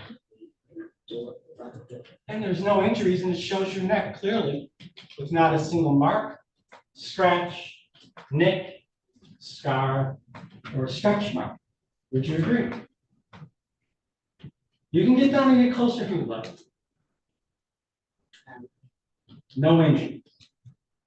Despite the fact this man had choked you, threw you on the ground, dragged you by the hood of your shirt across the kitchen floor, and then repeatedly pounded you.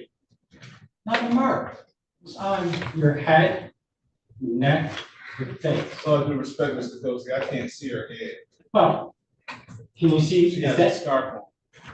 Well, you're correct. With respect to your neck and your ear, it's not a mark, scratch, blemish, any kind. True?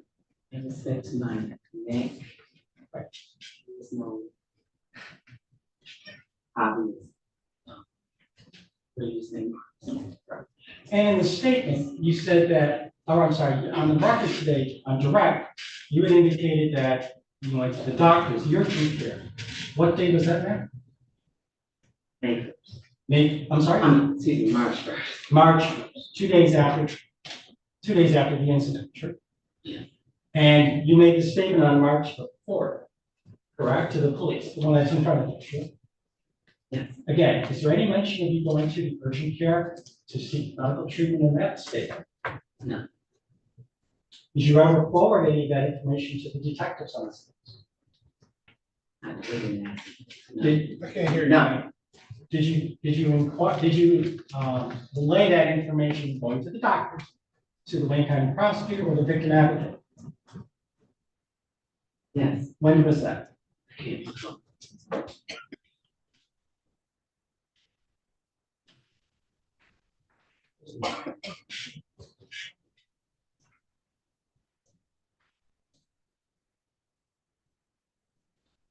Reality, ma'am, is that two of you have not been getting along for a few months now, true? Prior to this incident, you had not been getting along. Not been getting along. The two of you have been arguing. I haven't been, I wasn't arguing. And as a result of which, you became frustrated and angry over the fact that this should be your honeymoon type of first year, and things are working out for you. True?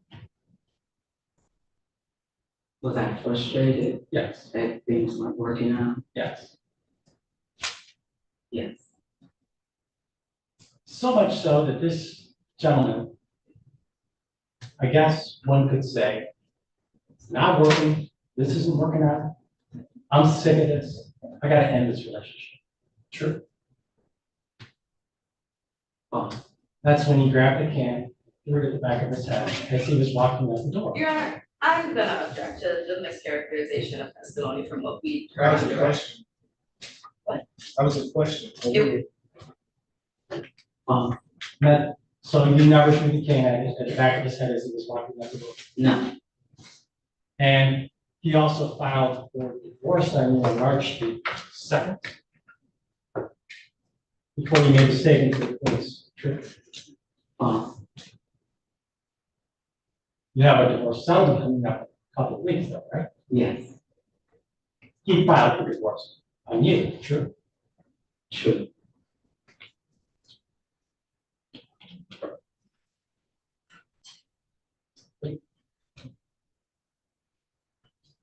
I just have a second.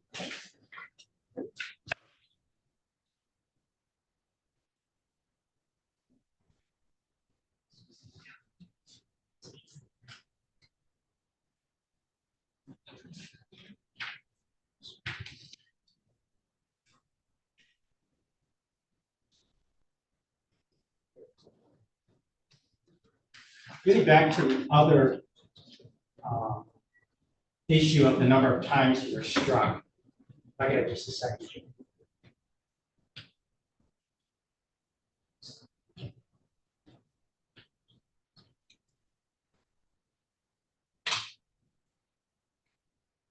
You remember talking to a female police officer, is that correct, ma'am, who arrived at the scene? I don't remember talking to the woman. Caucasian, white female. Does that sound familiar? So, And you gave her a description of actually what happened, specifically when you were injured, how you were injured, et cetera, true? I remember speaking with This one might be a little difficult. I share this with the courts and budgets. A while since I've had to do this.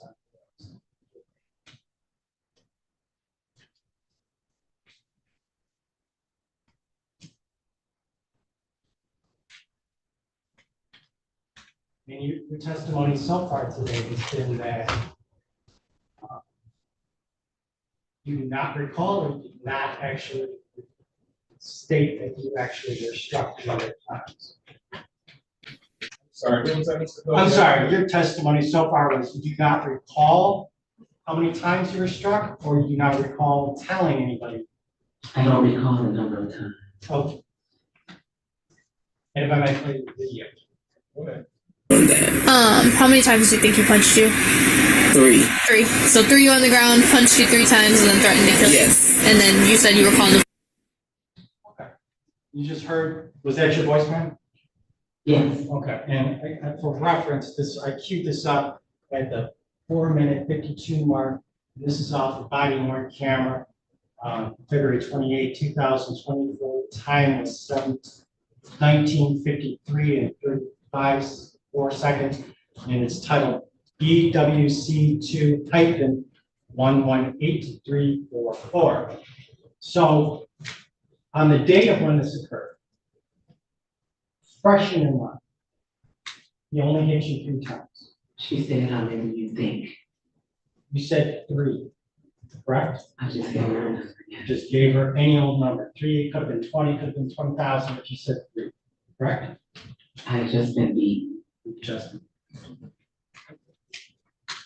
so much so that you did not want that attention on the date of when this happened. True. It was too much. You did not. You refused EMS treatment, correct? Right. You waited how many days before you went to your actual urgent care? Was it 2 or 3 days? 2. First. 2 days.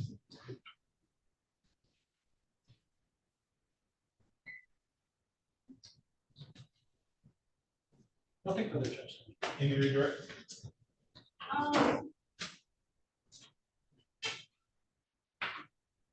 Just briefly, so you stated you went to urgent care for the tenderness of your head, is that what you stated on direct testimony? Yes. Okay, and so is it fair to say that, that tenderness of your head was bothering you a few days later after this incident? Objection leading, Judge. Yes. Sustained.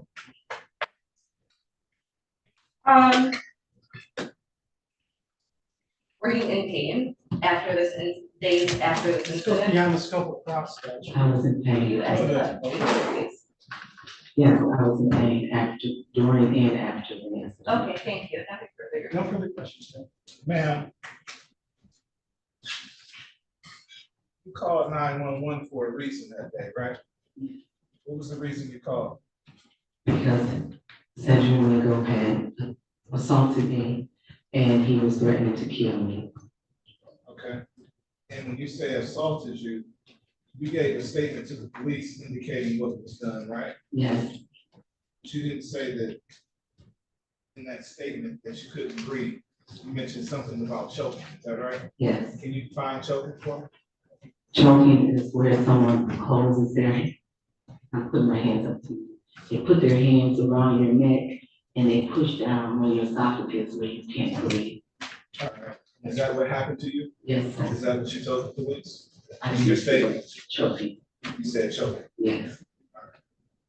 And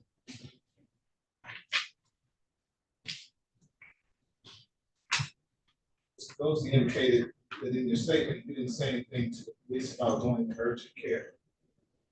Is that right? Yes. Do you recall anybody asking you if you went to urgent care? No one asked.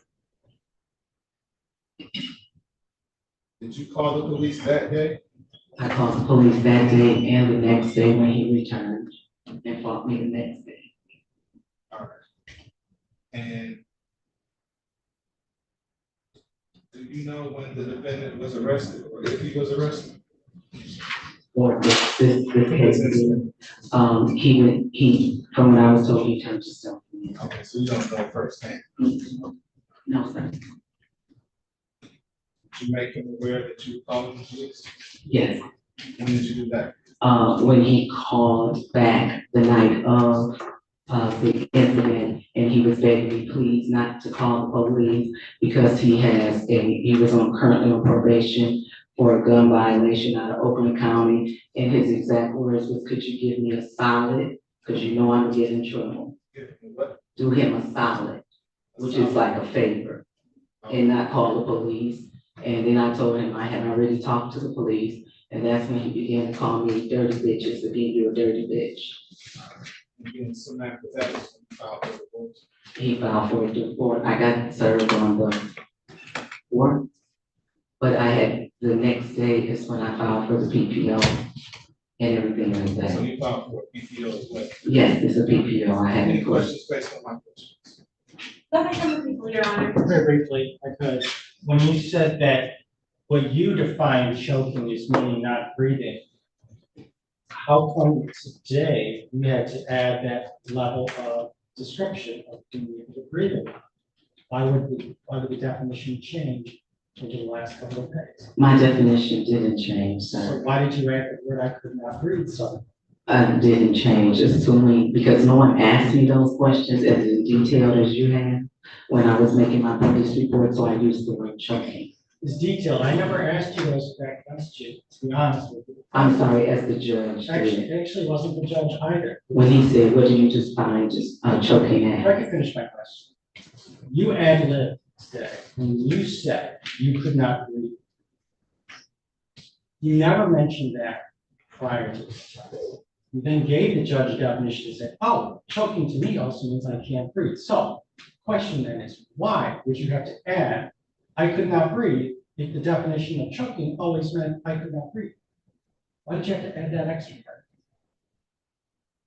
Why did I add it? Because the judge asked me what was my Talking definition. about on direct mail. And the prosecutor, when she was asking you those questions, that's when you added that little, I could not breathe. I answered her question when she asked, could I breathe? And I could not breathe. Fair enough. Thank you. Nothing further. Can I have you treat the witness? Yes. Any other witnesses for the people? You may step down. No other witnesses for the people, Your Honor. Any witnesses for the defendant? No, Judge. Thank you. People? Your Honor, at this time, the people are going to ask to have this case bound over as charged. However, the people are looking to add another charge of assault by strangulation, since it did come out on direct testimony that this complaining witness was in fact strangled twice after initially by the stove, which is where the first strangulation occurred, and then after crawling to the door and being yanked back by her hoodie, she was strangled again with two hands, again from her testimony. And so the people would be looking to add a second charge of assault by strangulation. Judge, I'd have to object. It's all in one. For one thing, bit of a surprise.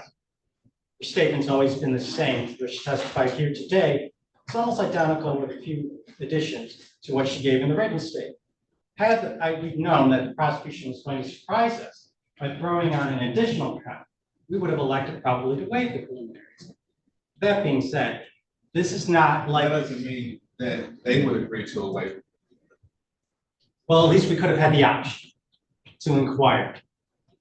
Secondly, this is one isolated event. It's not to be broken down into each and every single punch would also result in 10, 15, 20 different domestic violence counts for every hit. It's one incident. It's not as though he went and assaulted her, left, came back and assaulted her a second time. It was all at the same time.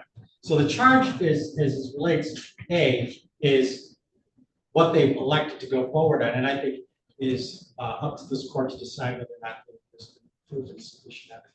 You would object to the BIDO based on the evidence that the defense has shown to the court, which was the lack of an injury.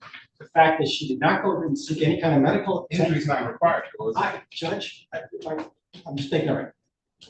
No, it's not required, but to the level of the extent that she states that she was choked so much to the point where she couldn't breathe. One would think that you would at least see some mark or some damage, especially if someone's also hitting you. There was nary a mark on this person's body.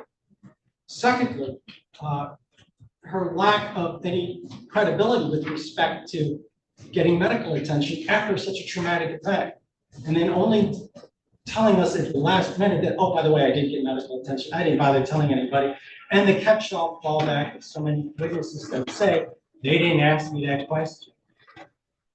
But please say what happened.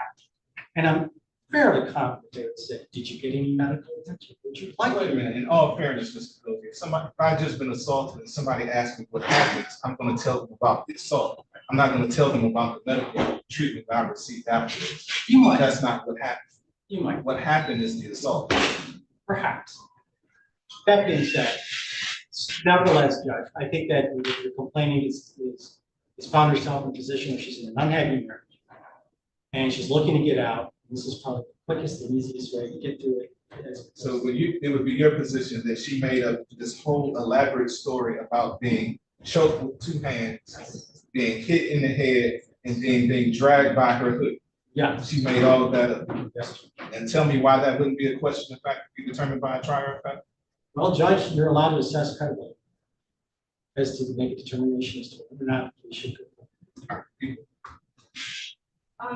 Your Honor, I will just say, just in response, is that one, it does, as we heard a few times, that it sounds like she went to urgent care a couple days after this incident. So I think that it would have been strange for her to tell the police on site on that day of that she received medical treatment when she didn't in fact receive medical treatment until 2 days later. And then aside from that,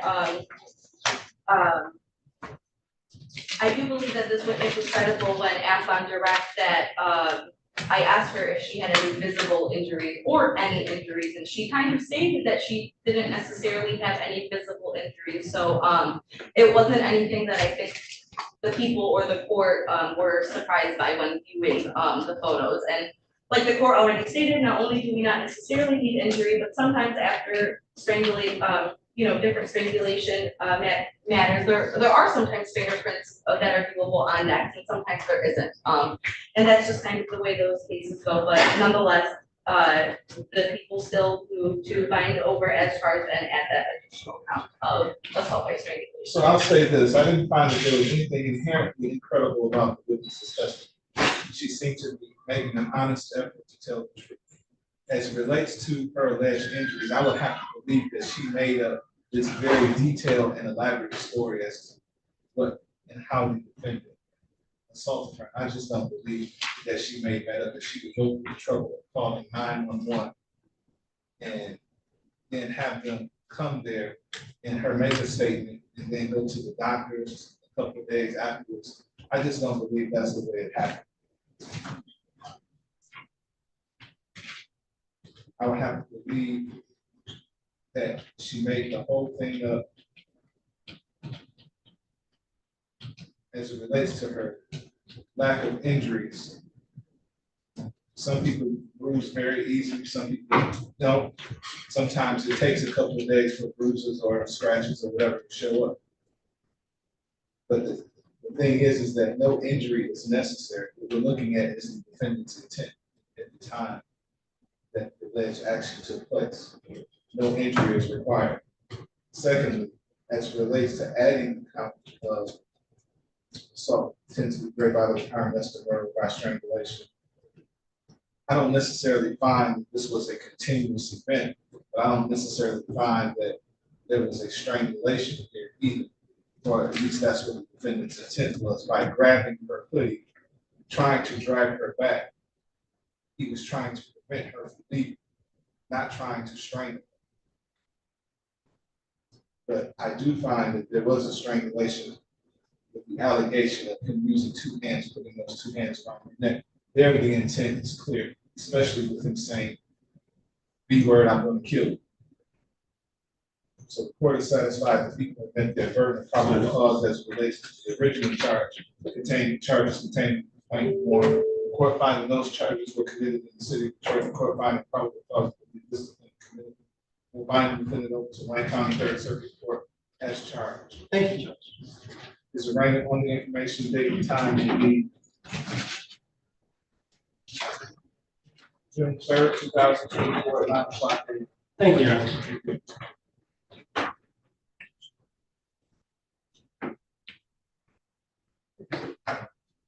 Oh, Judge, if I could address one more issue, if I may. Yes. With respect to my client Bond, the court has ordered him to be on a tether, and he's also been prevented from going back to that address on the drive. If I'm not mistaken, the plaintiff is no longer resides there. Is that correct? That is correct, and I thought that last time we were here last week that we did agree that he could go back to that location. Exactly. That's in the bond. We did a bond motion. Very well. And that was granted on May 15th. Wonderful. With respect to the tether, however, Judge, he is also preventing him from being able to continue his employment. He has. I thought he wasn't working. Judge, that's what she says. Where does he work? He actually owns a couple of rental properties and he has to manage them. And he has to be able to get from one house to the other. And with the tether being on, it's restricting his movement. So we'd ask the court to lift the restrictions or remove the tether in its entirety. It's not a flight risk. We would ask the court to consider that this court has bound the case over. But as you know, this is a question of credibility, which will ultimately result from the trial. And he's to be reinstated. So we would ask this court to lift the tether, or at least, at the very least, remove the time constraints. Granted, people would object. The people would object. I don't believe that we would be opposed to some, work hours, but not necessarily the tether completely coming off, just mainly for the safety of the community and specifically this complaining witness. I guess I'm questioning why they feel that a curfew is needed to be imposed on a person that's presumed innocent. Why should it matter if he's got a tether and it shows where he's at? Why should he have to be placed in a curfew where he can only come and go at certain points in time? And Your Honor, the people will hold the position that based on the court hearing that was held today, which is a I don't want to say evidentiary hearing, right? But a preliminary exam is kind of has essentially sort of that purpose. And based on the testimony that we heard today, that is why the people's position is what it is regarding the tether. So he should be punished before he's deemed guilty. I'm not punishing anyone. Well, the reason that he has the tether is for protection of the community. But I get that, but I'm talking about the time. So the people's position is that the evidence for probable cause standard is enough to hinder and restrict a person's movement. If Based Mr. Wingo on was in any other jurisdiction, we wouldn't be having this discussion at all, because he would be in jail. possible. You know, like I do, we practice all over. If you have money, then not necessarily, but you're right. Yeah, we wouldn't be having this discussion already be out. So I don't have an issue with adjusting this tether hours. Giving him regular working hours of 9 to 5.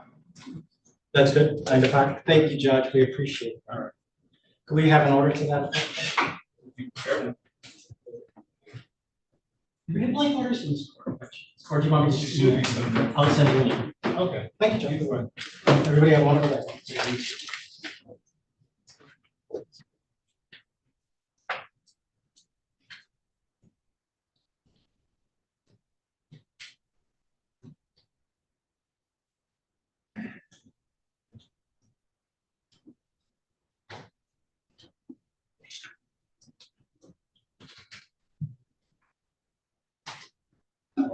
All my ears.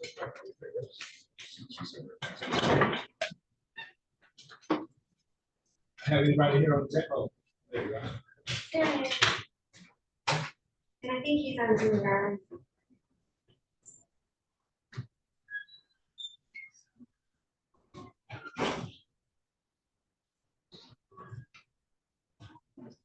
What's his name?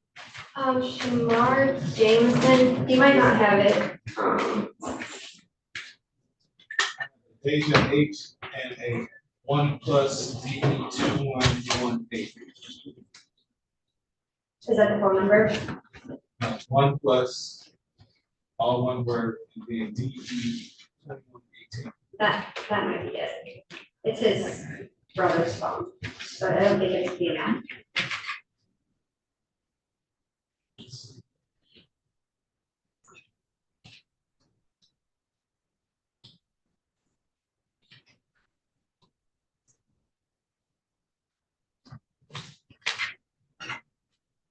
Start your video, 1 plus.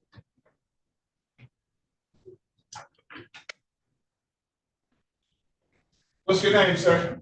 Is that him? Connect your audio. Unmute yourself. What's your name, sir? Shamar Jameson. No. You're ready. You're ready, I'm James. All right. Calling case 2457047 for the state of Michigan versus Shamar Darren Jameson. Defendant is charged in count 1, assault with a dangerous weapon, count 2, aggravated domestic violence. Appearances for the record, please. Good morning, Your Honor, Madison, or on behalf of the people requesting permission under MCR 8.120B under the supervision of Attorney Shelley Green. Permission granted. Thank you. Good morning, Your Honor. Alyssa Segura with the Neighborhood Defender Service on behalf of Shamar Jameson, P86432. Mr. Jameson, will you please state your name for the record? Shamar Darren Jameson. And for the record, tell us why Mr. Jameson is on Zoom instead of present here in the courtroom. Yes, Your Honor. It was informed to me earlier this morning by his mother that her son was shot and killed on Saturday, and so she was headed to the funeral home to prepare arrangements for her son. Mr. Jameson is on house arrest for this case, and she is his only means of transportation. I believe he is only home with his brother who has autism, I believe. He has disabilities, and so he just wasn't able to get here today. Are the people ready to proceed in this matter? And the people are not ready to proceed, Your Honor. The complaining witness was notified of today's date and time of the preliminary examination. They were subpoenaed, and they are not here present in the courtroom or in the courthouse, so you're unable to proceed without their testimony today. At this time, we're moving for dismissal, Your Honor. So order, court will dismiss this matter without prejudice. I just need dismissal. Thank you, Your Honor. And with regard to the tether, should I submit an order? No. We should be The good. dismissal order should take care of it. Okay, thank you so much. Mr. Anderson, how you doing today? I'm good. How are you, Judge? Good. Ready on Deja Hall?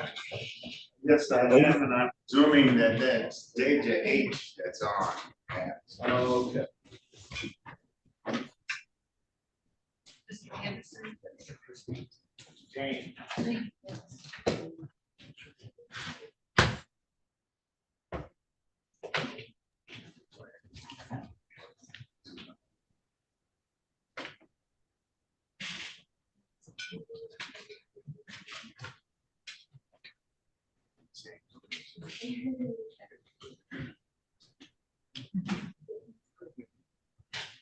You're all set, sir.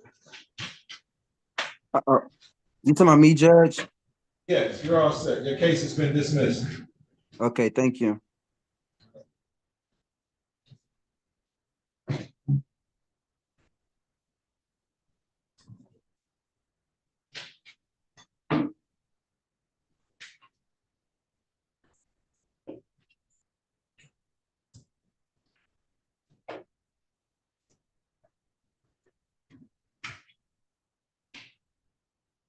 Ms. Hall, unmute yourself. Connect your video. Can you hear me? Yes, ma'am. Why are you not in court? I thought it was on Zoom. No, ma'am. You're supposed to be here in person. Oh, I'm so sorry, sir. Oh my God. I thought it was on Zoom. I'm so sorry. Have witnesses in this case? Can I say one moment, sir?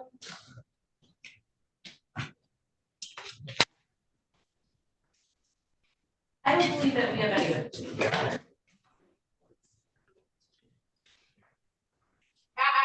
No. Thank you. Calling case 2457109, people of the state of Michigan versus Deja Nashay Irubi Hall. Defendants charged in count 1, assault with a dangerous weapon. Count 2, malicious destruction of personal property less than $200. Count 3, domestic violence. Appearances for the record, please. Good morning, Your Honor. Madison Oro on behalf of the people requesting permission under MCR 8.120B under the supervision of Shelley Drains. Commissioner Granite. Good morning, Your Honor. James Anderson, P 31302 on behalf of Deja Hall.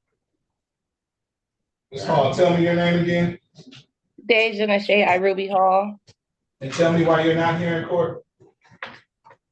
I thought it was supposed to be on the Zoom. I thought when we was at court last week, I thought they said on Zoom.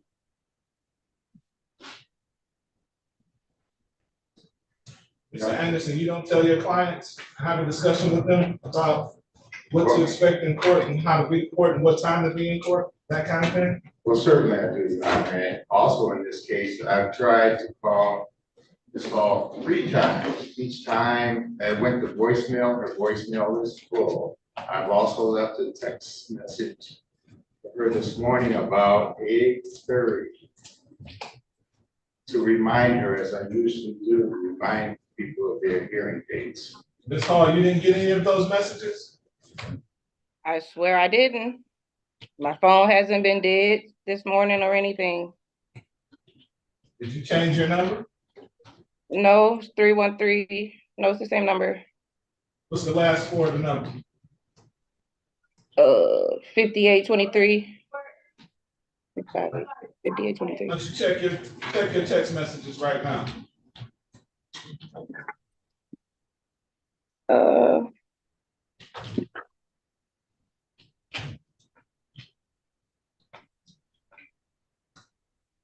Yeah, none from him. The last message I got was Tuesday. Oh, I didn't get no message Tuesday. I texted him Tuesday. I could send it back to you, sir.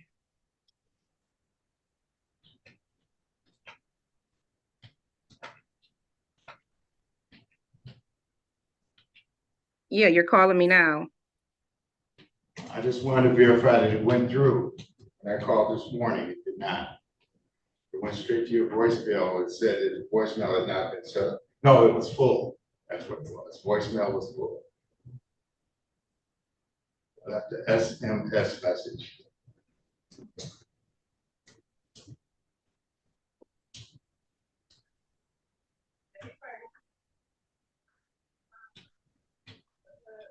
Are the people ready to proceed?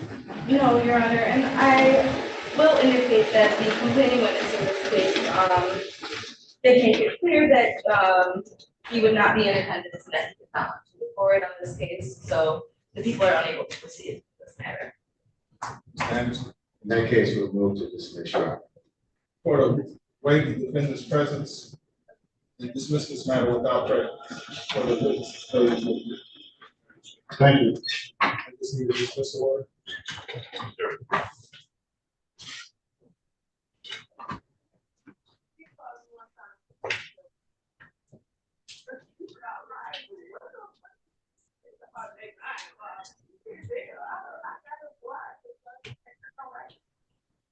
Ms. Cross. Morning, Judge. Good morning, how are I'm good, how are you? you? Good, you ready on Lopez? I believe Ms. Drain is talking to the complaining witness. Okay.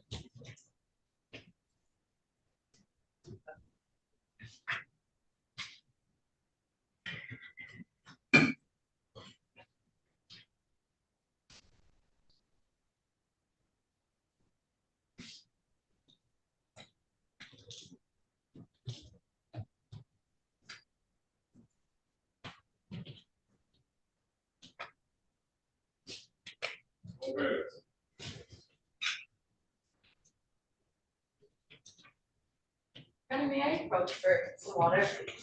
Sure.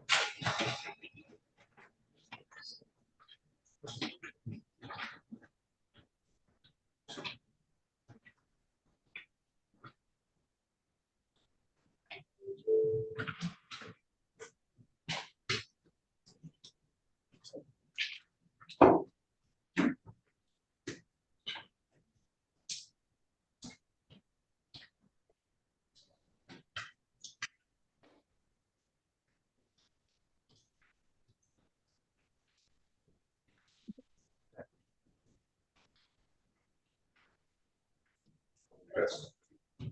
Sure.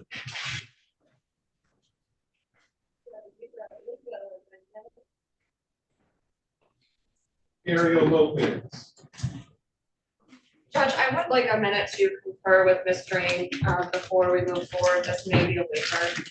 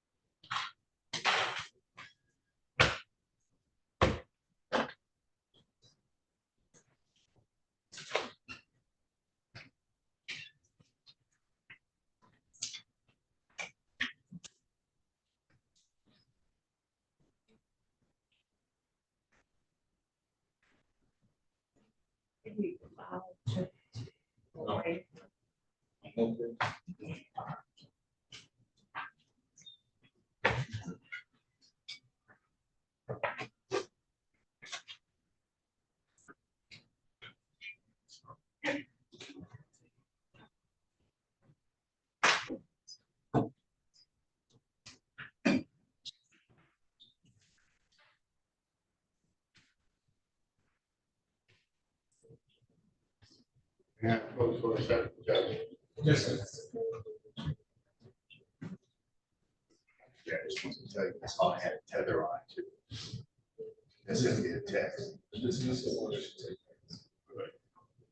That's what I sent her a text about that.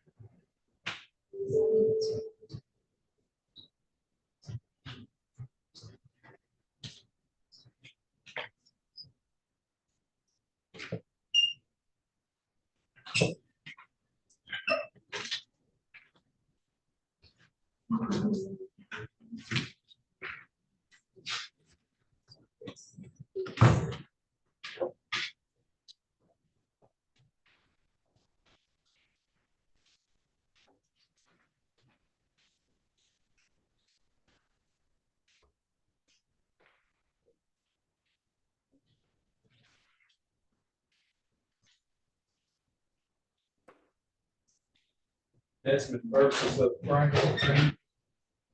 Just with one.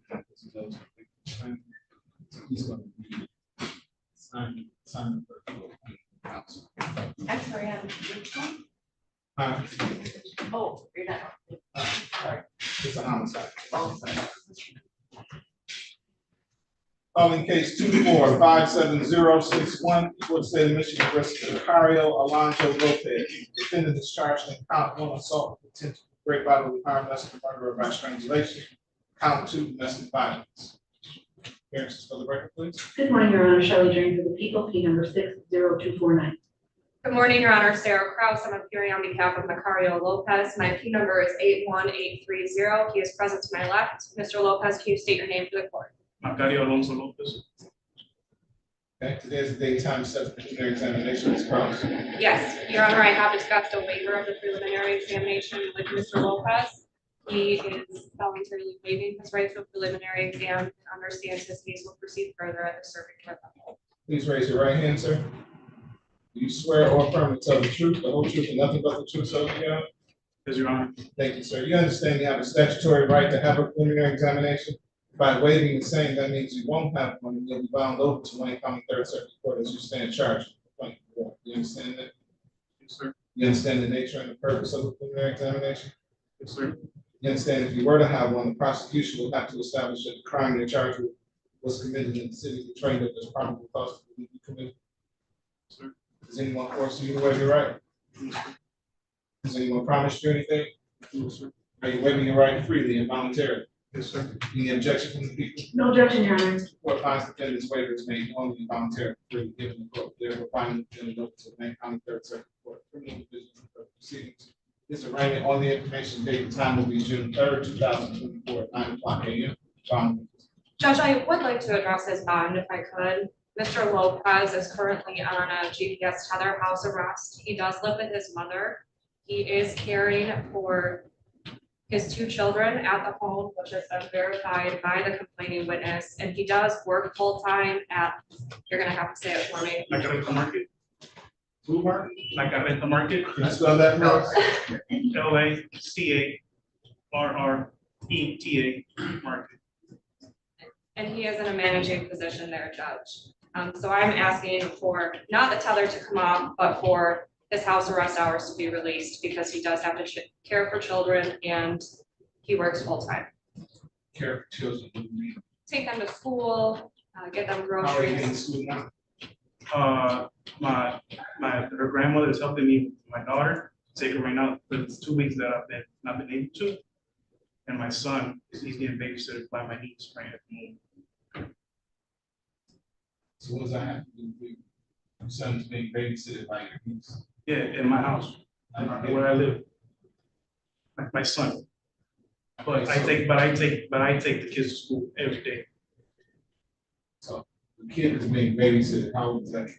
5 years old. So that kid is in school, right? He starts next month. And the 7-year-old is in school. And I take him every day.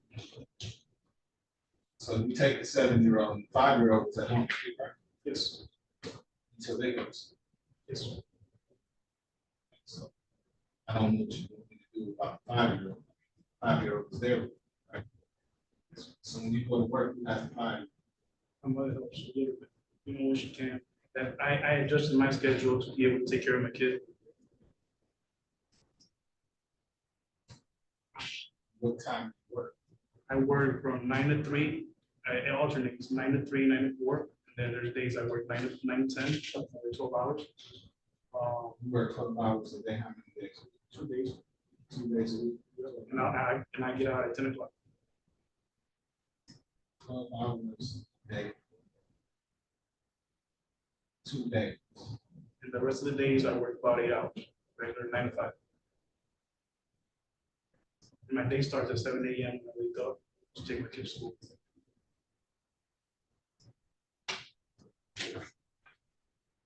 What days do you work 12 hours a day? Wednesday, Thursday, and Fridays also. So if they need me on Fridays, I'll work 12 hours on Fridays. You work 8 hours Monday and Tuesday? Monday, Tuesday, and Saturday. The only day off I have is Sunday. So how are you taking care of kids and you're working all these hours? I get from Monday to Wednesday, and my mother helps me.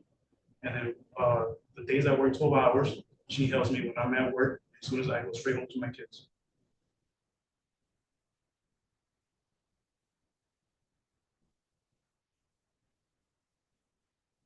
What's your supervisor? Maricela Ornelas. Slow it down for a minute, or at least spell it for me. First name Maricela. Last name Ornelas. Ornelas.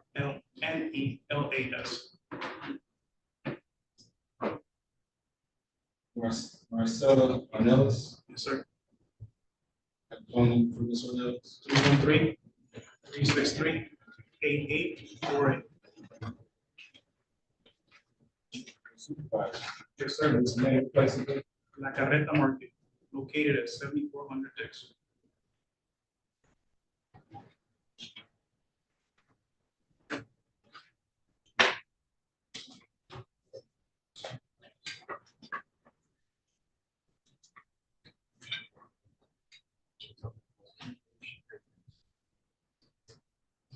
Sir, my boss is right there. Oh, that's you? Yes. What's your name? My name is Maricela Ornelas. Come on up, Ms. Ornelas.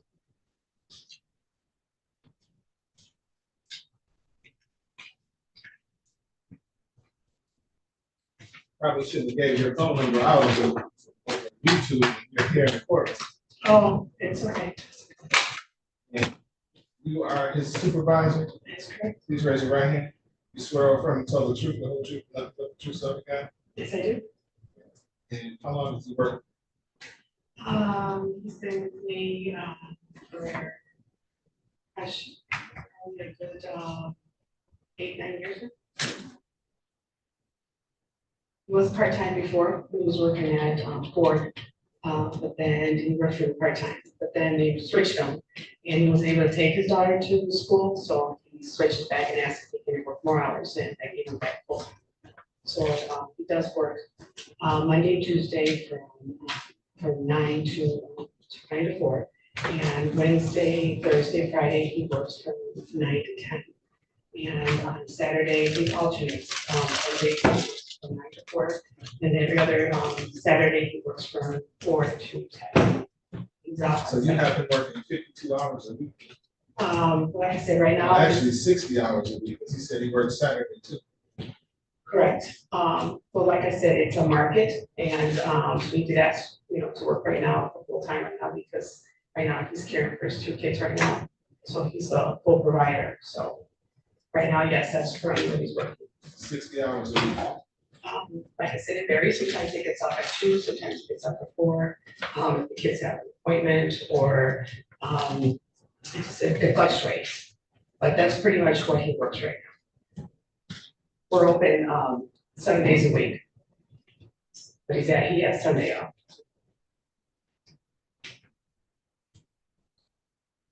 People? I'm sorry? Prosecution. I'm a objecting to what is being requested by defense counsel. We just heard testimony from defendant's supervisor or boss. And I think she was credible because it really matches what the complainant has stated to me as well. She also stated that the defendant is very helpful with their kids. Sometimes she has to work in Ohio, so she's gone for a big part of the day, and that he is the one who takes care of them and takes them to school. And she's present outside if you wish to speak to her. Okay, might as well. Sure, that's what that is.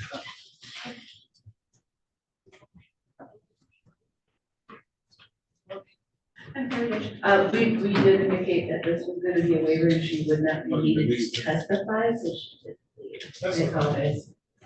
It wasn't terribly necessary. Do we have any objection for the court just having him on a tether with no restrictions? I am not having an objection to that. I did pose that to the complainant, and she didn't have an objection to that either. All right, so we'll do a tether with no restrictions. Thank you, Judge. Thank you. All right, good man. Thank you.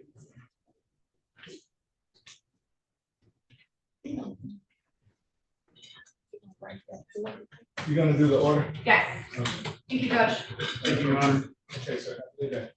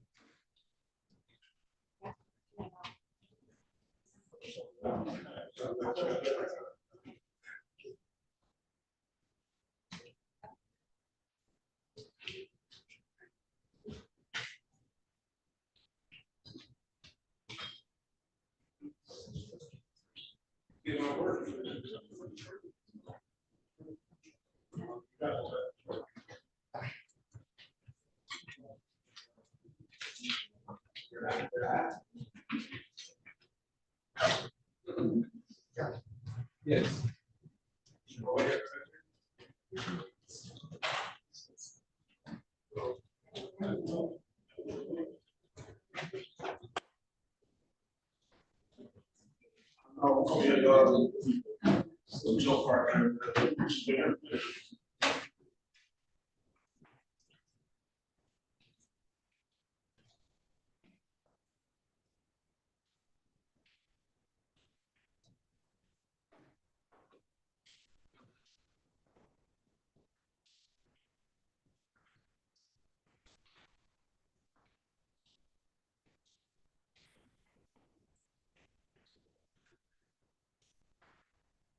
you doing?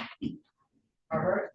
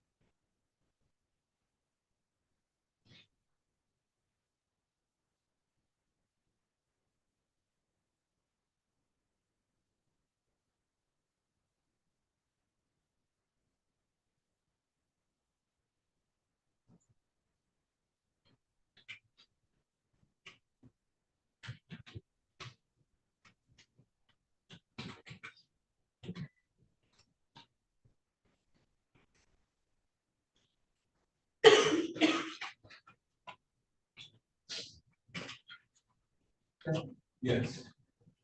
Okay.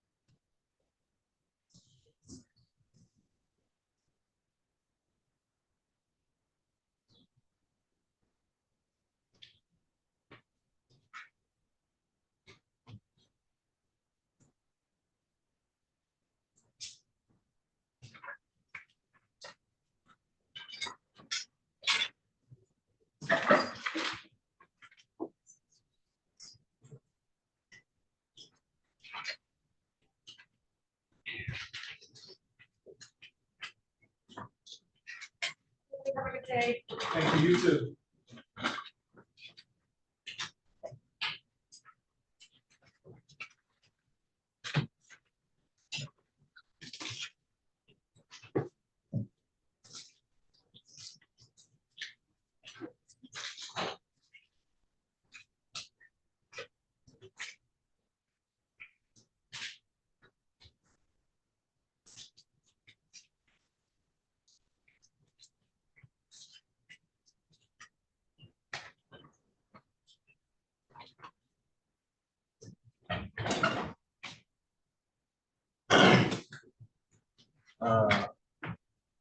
I need you.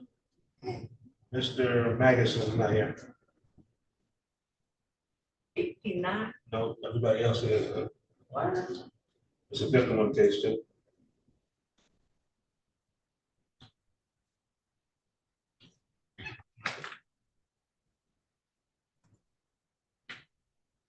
We have a prosecutor.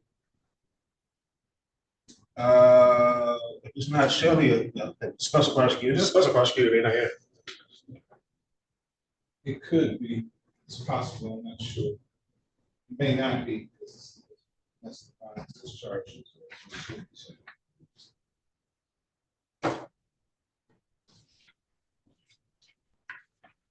Defendant and the victim is here.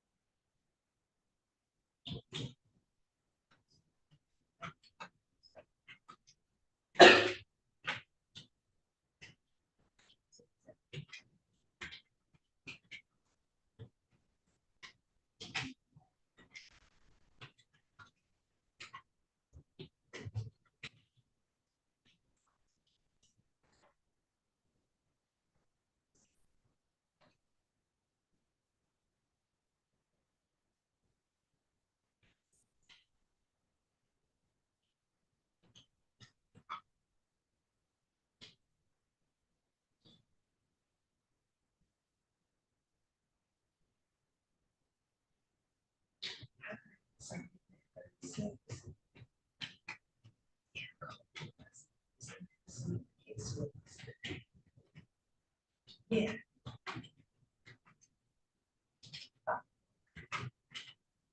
Oh, okay.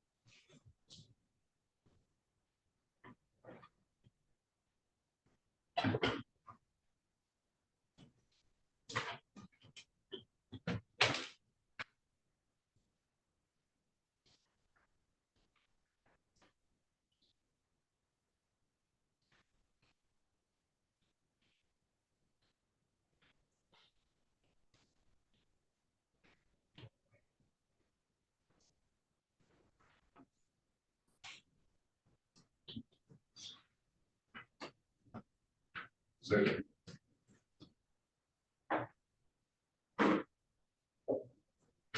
attorney.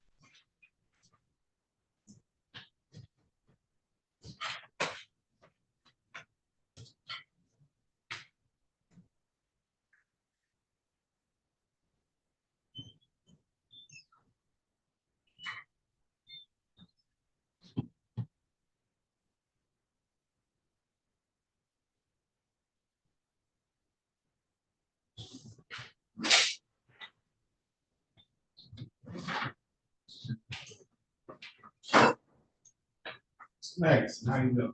Hi, Judge, how you doing? All right.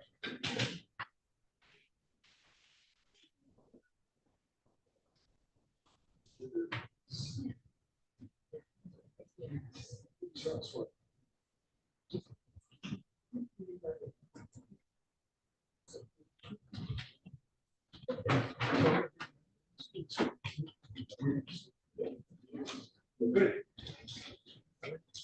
Judge, I'm gonna get Mr. Neville, so I think we're gonna have a waiver.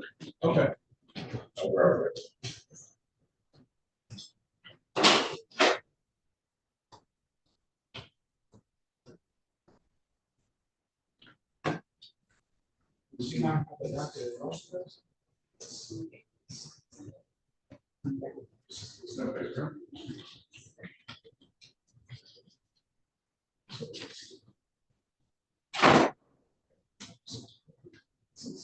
We just did. Good morning, sir.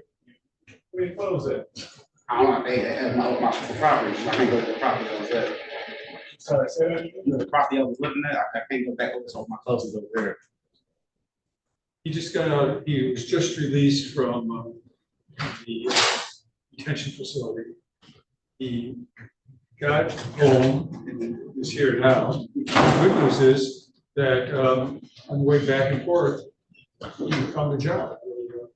Carlisle's doing detailing. So, you'll have a shirt next time. Yes, I do. Calling case 2457089, people of the state of Michigan versus Anthony Jarrell Nevels. Defendant is charged in count 1 assault with intent to do great bodily harm, less than murder or by strangulation. Count 2 aggravated domestic violence. Count 3 child abuse, 4th degree. Count 4 child abuse, 4th degree. Appearances for the record, please. Good morning, good afternoon, Your Honor. Shelley Drink for the people, P number 60249. And good afternoon, Your Honor. Mark Atkinson on behalf of Mr. Anthony Nevels. Mr. Nevels, could you state your name for the record? Anthony Jarrell Nevels. Is the time set for preliminary examination, Mr. Atkinson? Yes, Your Honor. After discussing with my client his right to a preliminary examination, he's elected to waive that right. Be bound over to Frank Murphy Hall of Justice. Please raise your right hand, sir. Do you swear or affirm to tell the truth, the whole truth, and nothing but the truth, so help you God? Yes, Your Honor. Thank you, sir. You understand you have a statutory right to have a preliminary examination by waiving the same. That means you won't have one, and you'll be bound over to Wayne County Third Circuit Court as you stand charged in complaint. You understand that? Yes, sir. You understand the nature and the purpose of the preliminary examination? Yes, sir. You understand if you were to have one, the prosecution would have to establish that the crime you're charged with was committed in the city of Detroit, and it is probable cause to believe you committed it. Yes, sir. Is anyone forcing you to waive your right? No, sir. Has anyone promised you? No, sir. Are you waiving your right freely and voluntarily? Yes, sir. Any objection from the people? No objection, Your Honor. The court finds defendant's waiver is made knowingly and voluntarily freely given. The court will therefore bind the defendant over to Wayne County Third Circuit Court criminal division for further proceedings. His arraignment on the information date and time will be June 3rd, 2024, 9:00 a.m. Following continued.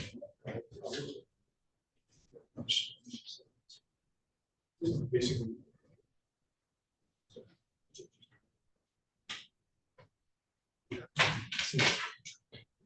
I guess not, dude.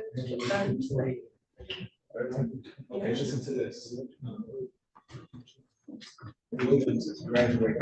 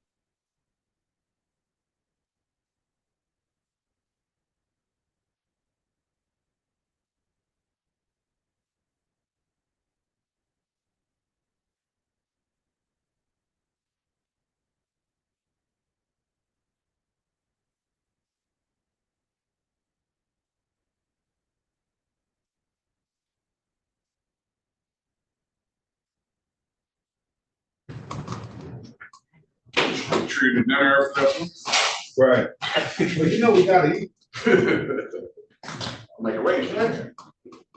Watch it.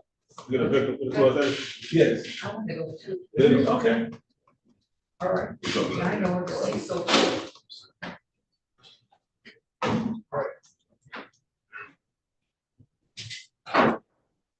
That's gonna be a surprise.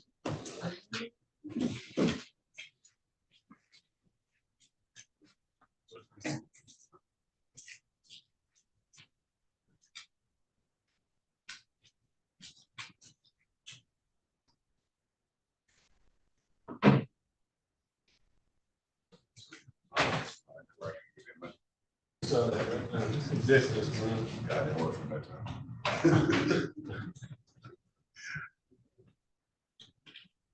We look at June right down the barrel, right? June is 2 weeks away, less than 2 weeks. So scary. Be ready for Christmas soon. Oh, wait, no, Thursday. That's you. Getting ready for the bar. Ew. You have to take the bargain? Yup, We've taken, yup. you wait on the, cells. No, have to schedule. Oh, you do? Yep. Second. It's okay, this time of charm. I agree. Put it out there. Yes. I need to put like sticky notes all over it. Just put the work in. Jefferson Thursday, there you go. You should switch.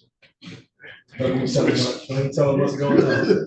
Like, ooh, Judge King got a heavy doc. I think he got a homicide with like 15, 20 witnesses. Woo!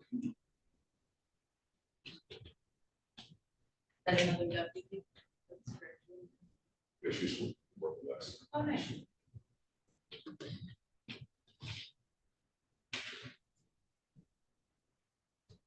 That's the benefits. All right.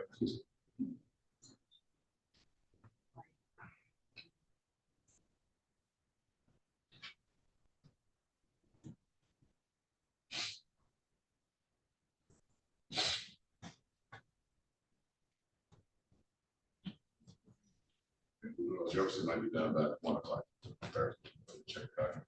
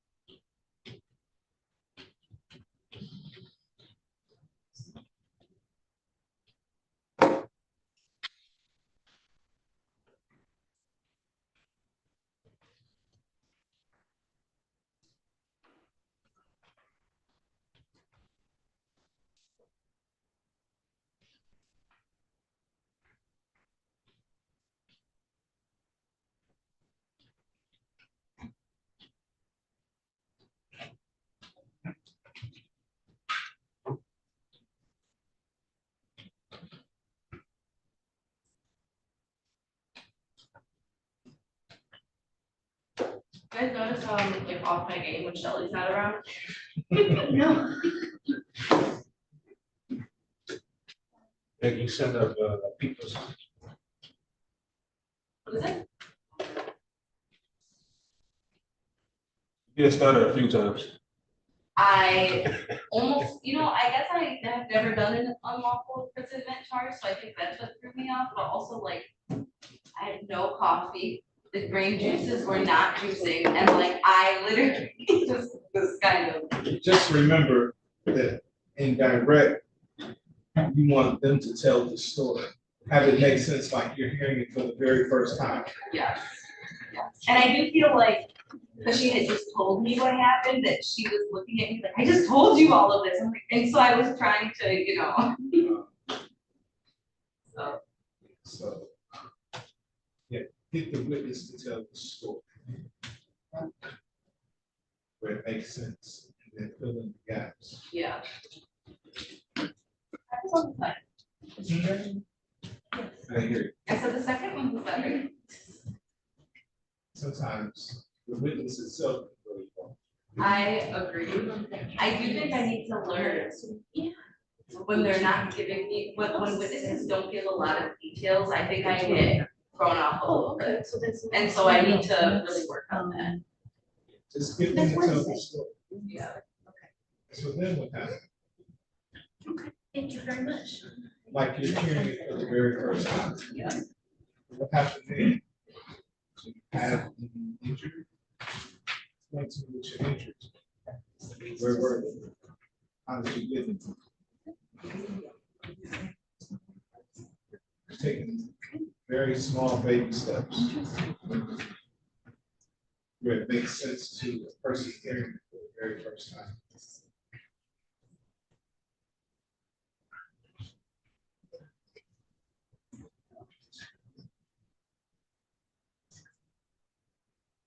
Know who's good at that?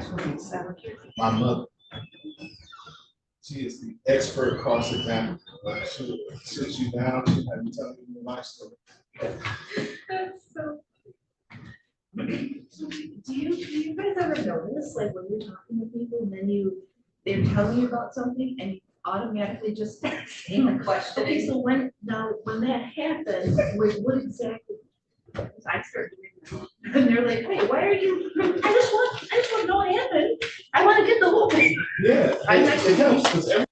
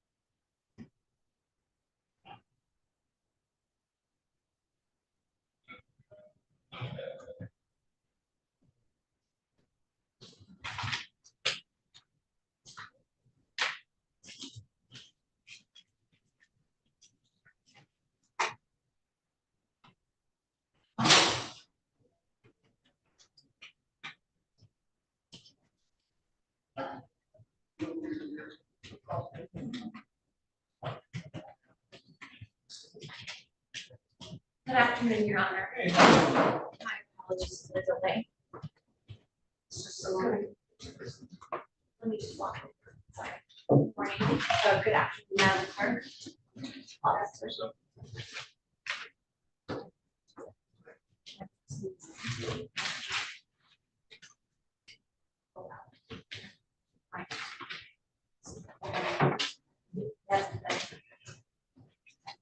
Mr. Attorney, I was on.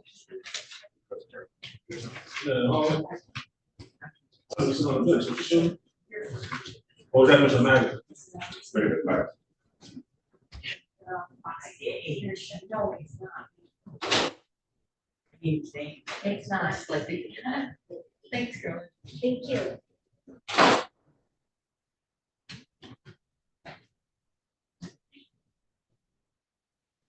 Your Honor, I did not see Mr. Schulman, and maybe I wasn't looking correctly, but Someone's always like. but my victim is here, and we are ready to proceed. All right.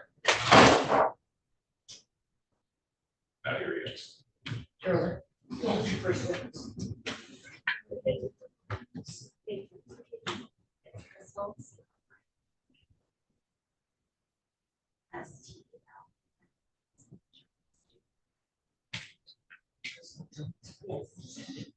Steamy outside.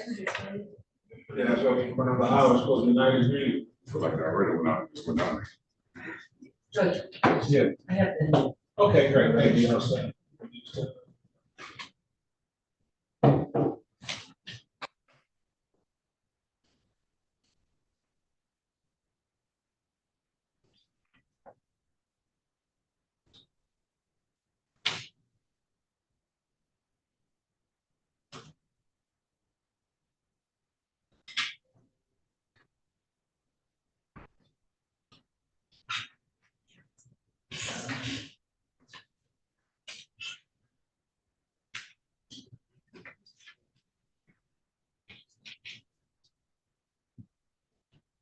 Your Honor, street name. Yes. You need to do something. There was just,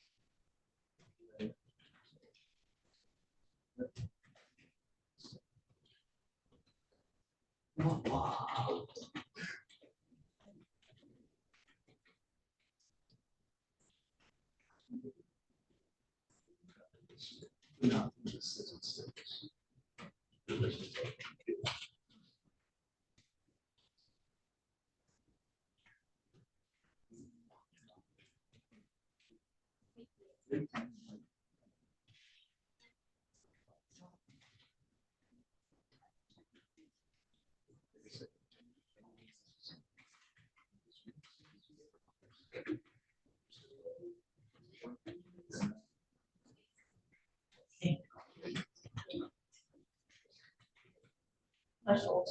Yes. We can mix up with somebody else.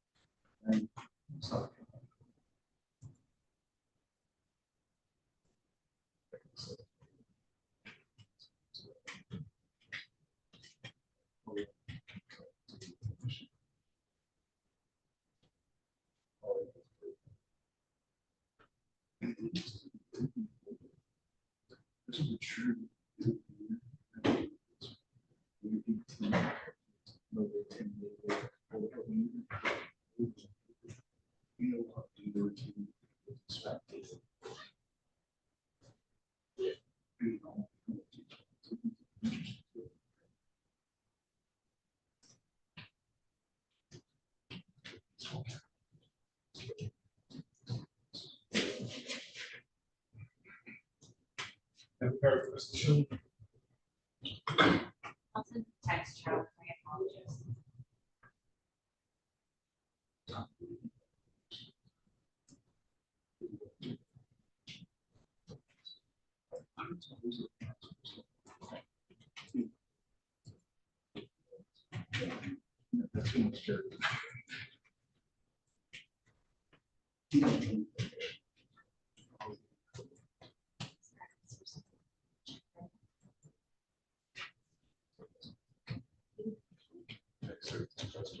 Yeah, I got him. Sorry, our winds weak. The red house last. Stay in the house.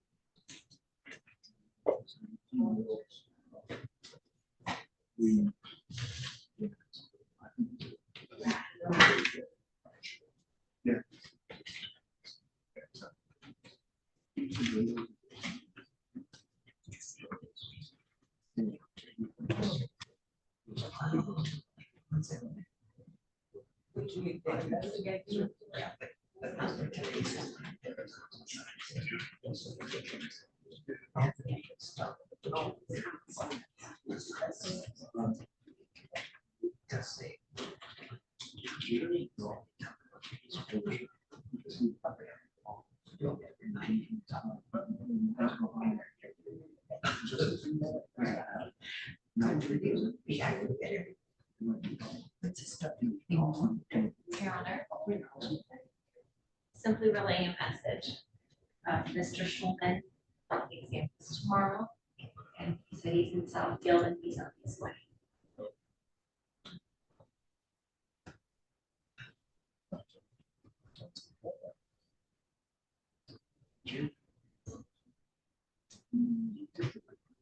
Always say that's the last time. Always, always. The words out of my mouth.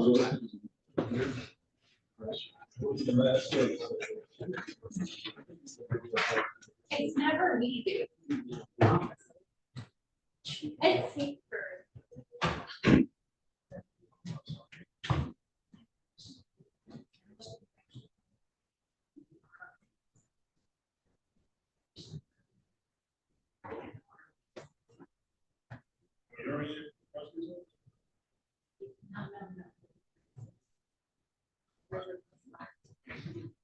I don't know, as far as why people come to say, probably because of, always went for other meetings.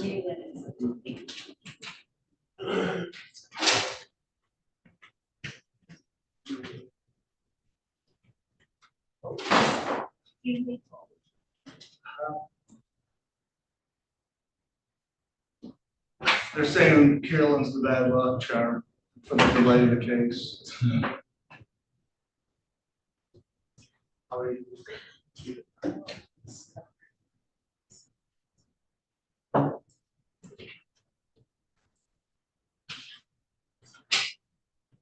After that last one, if you recall, my direct was only about 20 minutes.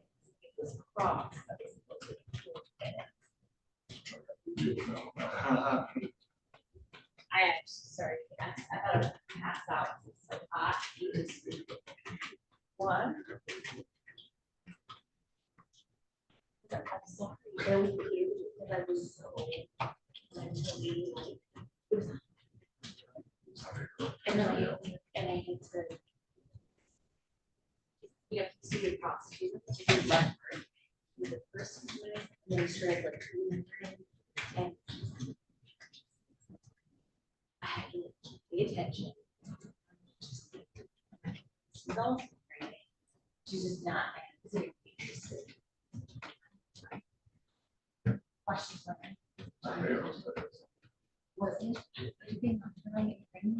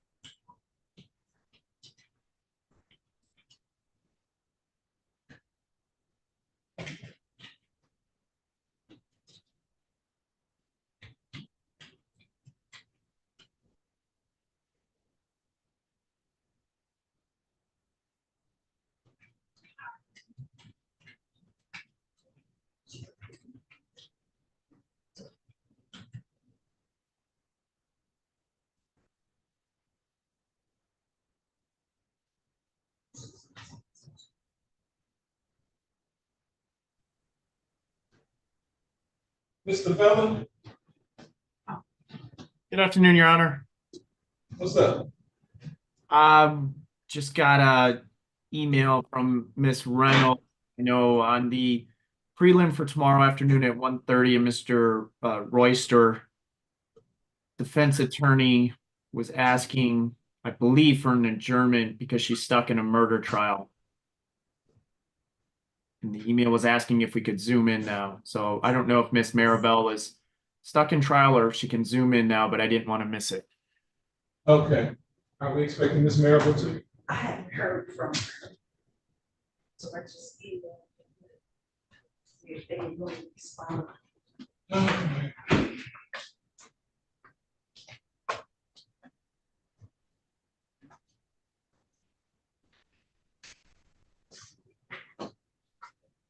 That's still teaching the two places. This time just more. Wednesday, that'd be great.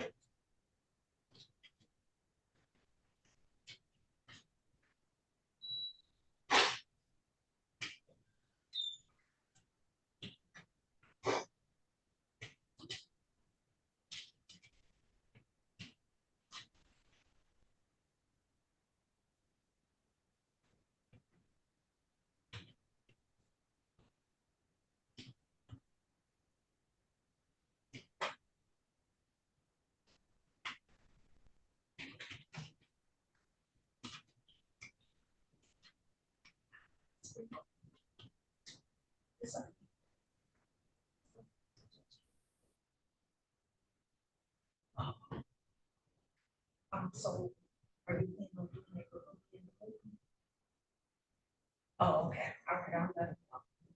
Let me speak to her. Yeah. Kerry going to trial. Hey, you got time to talk to Judge Kerry real quick? When we call her back. What did she say?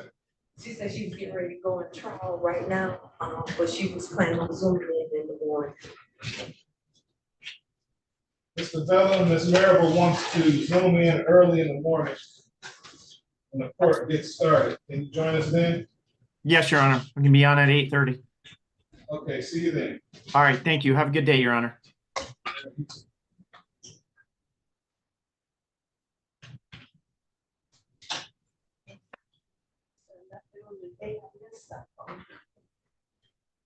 My trial today. Oh. it was separate for me.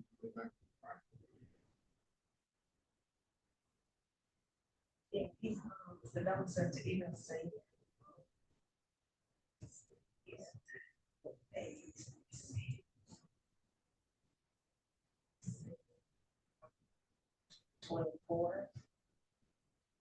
June 4th, or June 7th.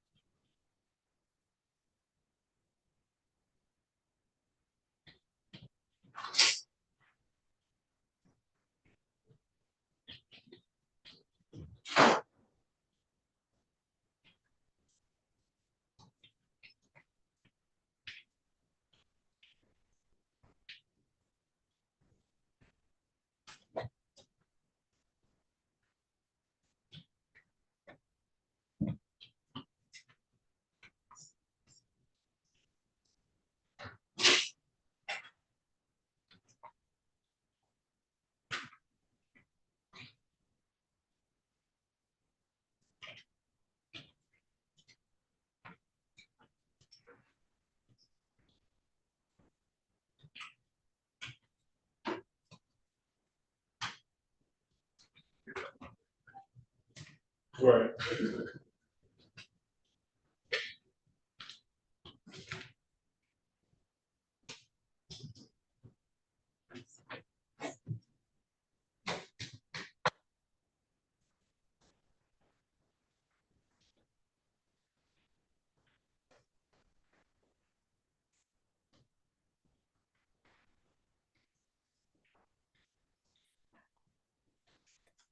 Look for the restaurant again? No, Good, all right.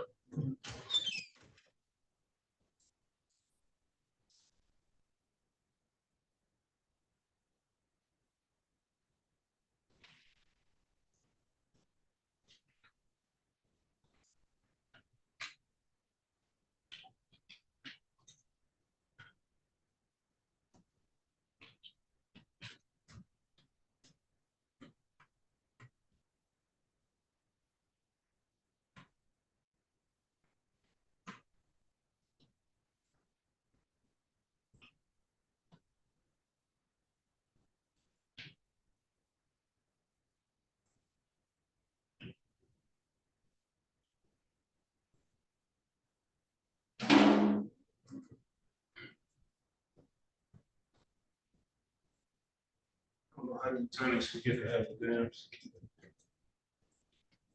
I was just saying, absent-minded Columbo.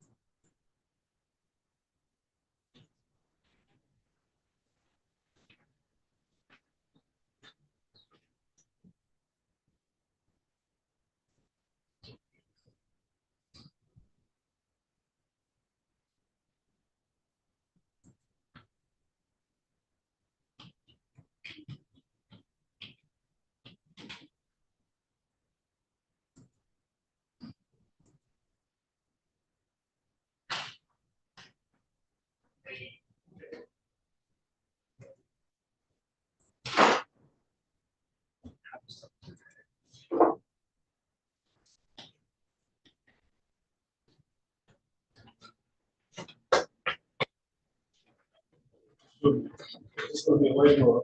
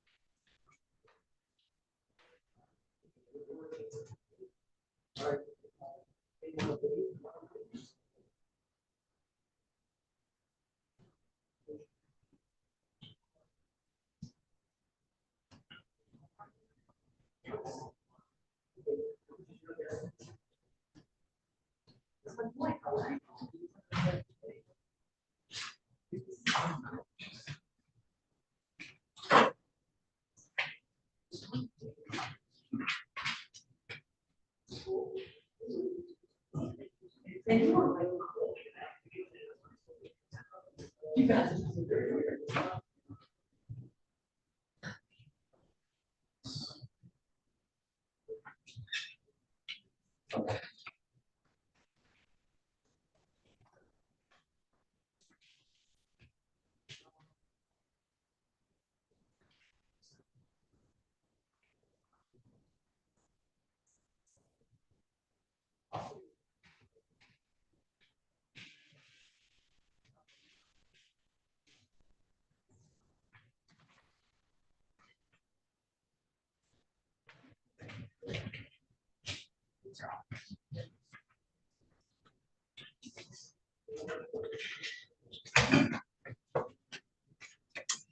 Judge.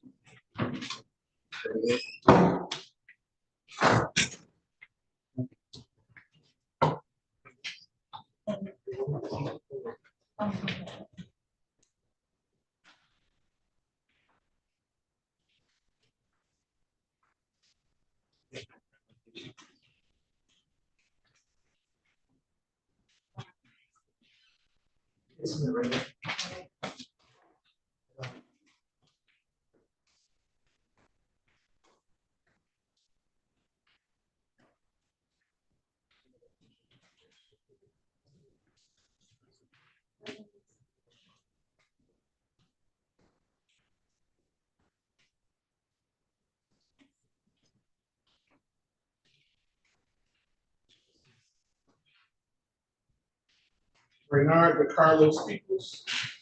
Calling case 2457049, People of the State of Michigan versus Renard DeCarlos Peoples. Defendant is charged in count 1, criminal sexual conduct, 4th degree force or coercion. Count 2, assault or assault and battery. Defendant has an habitual offender, 4th offense levels. Appearances for the record. Good afternoon, Your Honor, to your staff, Carolyn Solari, P number 86651 people. Good afternoon, Your Honor, Stanford Shulman, P 43230, appearing on behalf of the Honor. To my left. Day time set for preliminary examination. Are you ready to proceed? Yes, Your Honor. How many witnesses? One witness, Your Honor. Any preliminary matters? Yes, Your Honor, the people would request a mutual order of sequestration with the exception of my officer in charge standing to my right, Detective Kenneth Valerie. Any objection to Lieutenant Valerie staying? No objection. Ladies and gentlemen out there in the YouTube land, if you are a witness or potential witness, I'm ordering you to log off at this time. There does not appear to be any witnesses in the courtroom. Ready to call your witness. Yes, Your Honor. Please do. The people called Crystal Jones.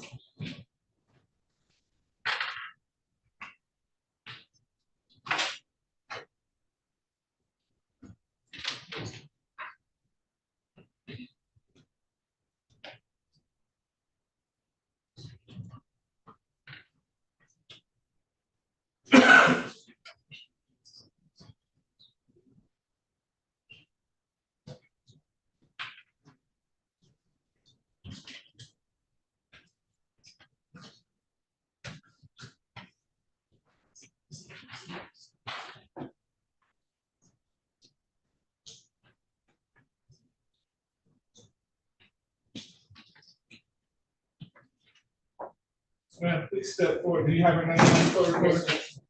Raise your right hand, please. You swear or affirm to tell the truth, the whole truth, and nothing but the truth, so help you God? Thank you. Please have a seat. The witness box right next to me, up here. Just pull that door open and have a seat. There's gonna be a microphone on your left once you have a seat. You can pick the whole base of that up. Just yank it over. Hit the full heart. Come on, Melissa, you can do it. There you go. All right. There's a microphone to your left. Pick the base of that up and place it in your lap and speak directly into that voice. Okay?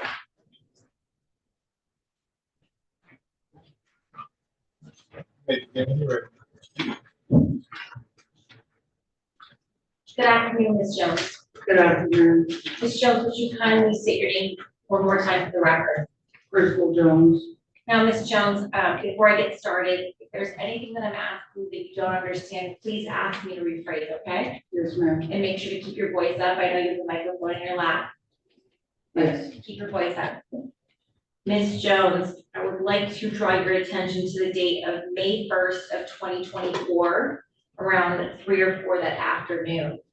Yes. Was there anyone that you made contact with that at that date and time that you see in the courtroom today? Yes. Would you kindly point to that individual and identify an article of clothing that they're wearing? This gentleman over here with a green shirt on. Your Honor, I ask that the record reflect that this witness has identified the defendant. So no. And Ms. Jones, may I ask where? I'm sorry, Your Honor. When did you first make contact with this individual that day? When he came up, I was behind the store. He came up and he started to, ask if I would go around the corner with him. I told him no. I stop you right there. You said you were behind the store, and is that correct? Yes. And do you recall, you don't have to give the address if you don't know it, but do you recall where that store was? It's called Sunset. It was Sunset Liquor Store. Do you know the streets or the city? It was off Gratiot and Gratiot and Elm. It is in the city of Detroit? Yes. County of Wayne? Yes. And what was the defendant, you said the defendant was saying things to you, and you briefly described some of the things that he was saying. Did he say anything else at that time? No. And did you know him personally? No. And what happened next? He continued to ask me if I would go around the corner and have sex with him. I told him no. He said that, we were both Scorpios, that we would get along really well and that it was meant to be. Had you told him you were a Scorpio? No. So what happens after that? I got uncomfortable and I left the area, went to another store, and he started to follow me again. And by he, do you mean the defendant? Yes. He started to follow you again where? To the next store that I had went to. And where was that? That was over to Save-A-Lot. And is that also in the city of Detroit? Yes. Okay. And did anything happen at that location? No. At some point, do you leave the Save-A-Lot? I leave the Save-A-Lot because he continued to follow me. So I then went to another store, Sunco. I'm sorry, what is that? The Sunco. Is that The Sunoco. Sunoco? Yes. And what is that establishment? It's a gas station. Okay, and do you recall where was located? That is located on Gratiot and Mount Elliott. And then also in the city of Detroit? Yes. And what happens when you arrive at the Sunoco? He was not there. He then came up. I was talking to a few friends, and next thing you know, he come up behind me and smacks me on my butt. I'm gonna stop you right there. By he, who do you mean? This gentleman right The here. defendant? Yes, Okay, and how did he smack you on the butt? he came up and like just put his arms back and just bam. And was he using one or two hands or arms? He used both hands. And Your Honor, if the record may reflect that the victim was gesturing two arms out in a forward gesturing motion. So what happens next? Let me ask you this, did you want him to do that? No, ma'am. So what happens after that? After that, I tell him, please do not touch me. I said that about 3 or 4 times. He continued to say that we would be a perfect match and that I can go with him, and I continue to tell him, no, I have a boyfriend, I don't want to be with you. And then I turned to walk away, was going across the back of the road back towards Save-A-Lot. Which road were you trying to cross? Gratiot. Okay. Going back towards Save-A-Lot. He came up behind me again and grabbed me by my hips and was bringing me toward him. I then turned around. I'm sorry, I'm gonna stop you right there. Sorry to break your thought. You said he grabbed you by the hips. Can you show Yes. me where? Right here. Right here. I'm sorry, do you mind standing up?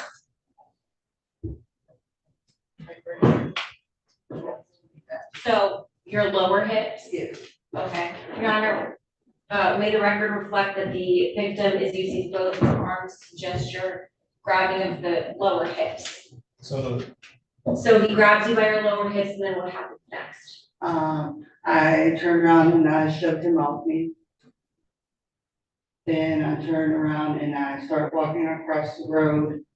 And by the time I get into the middle of Gratiot, going back to Save-A-Lot, that I get hit in the back of the head, I fall in the middle of the road, I black out for a minute or two. I hit my head, hit my knee. I woke up in the middle of the road, seeing the traffic come in. I came to, and then I called 911.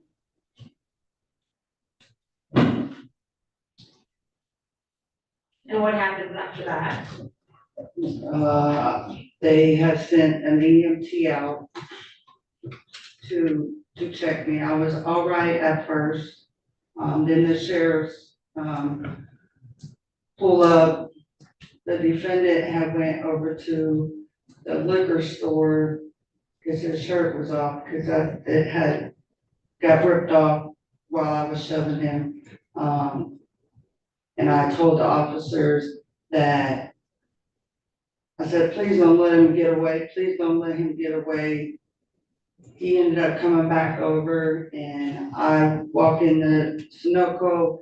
Next thing you know, I see this guy running and the 2 officers behind him running. I was gonna check to the narrative, Judge. Okay, let's get some questions. Okay, so, you started with the next thing, you know, you said, don't let him get away, don't let him get away. What happens after that? I walked in the Sunoco because they told me to stay around. They wanted to talk. Judge, I'll check to that, just saying. No, for the truth of the matter, so why she took whatever action is, I take it for that purpose. And so, you keep saying they, and maybe I missed this, and my apologies, Ms. Jones, but had officers arrived by this point? Yes. And did you provide them a statement? Yes. And, did you tell them what happened? Yes. One moment, Your Honor.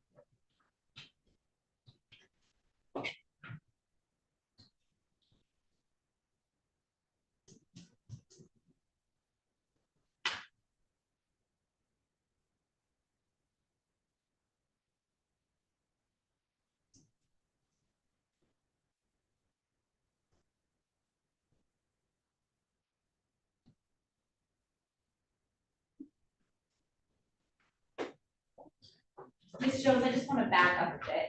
At some point, and again, please let me know if I'm misstating your testimony, you had indicated or you testified that the defendant had grabbed you by the lower hip area. Yes, And when he did that, was any part of his body touching your body?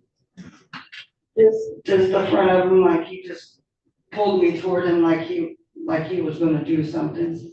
What do you mean by do something? From what your understanding was? Judge, that calls for speculation. She's asking what this person thinks someone else meant by his conduct. Let's try it this way.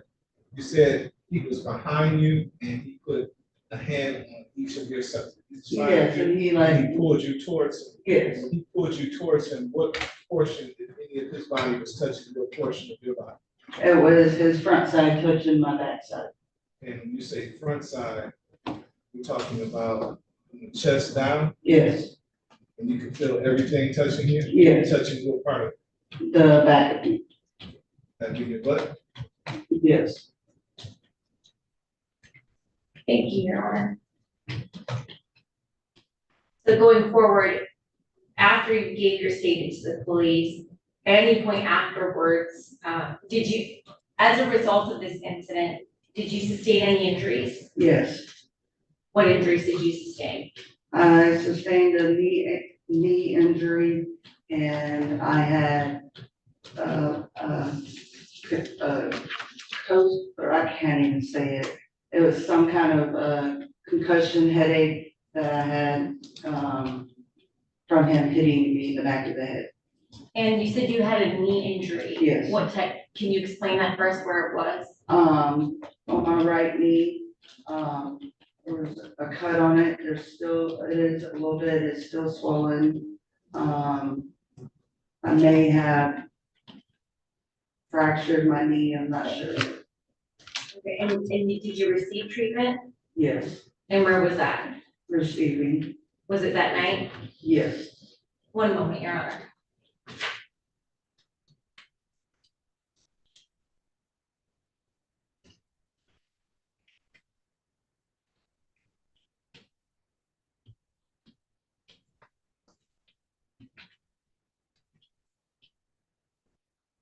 Your Honor, no further questions. Cross-examine.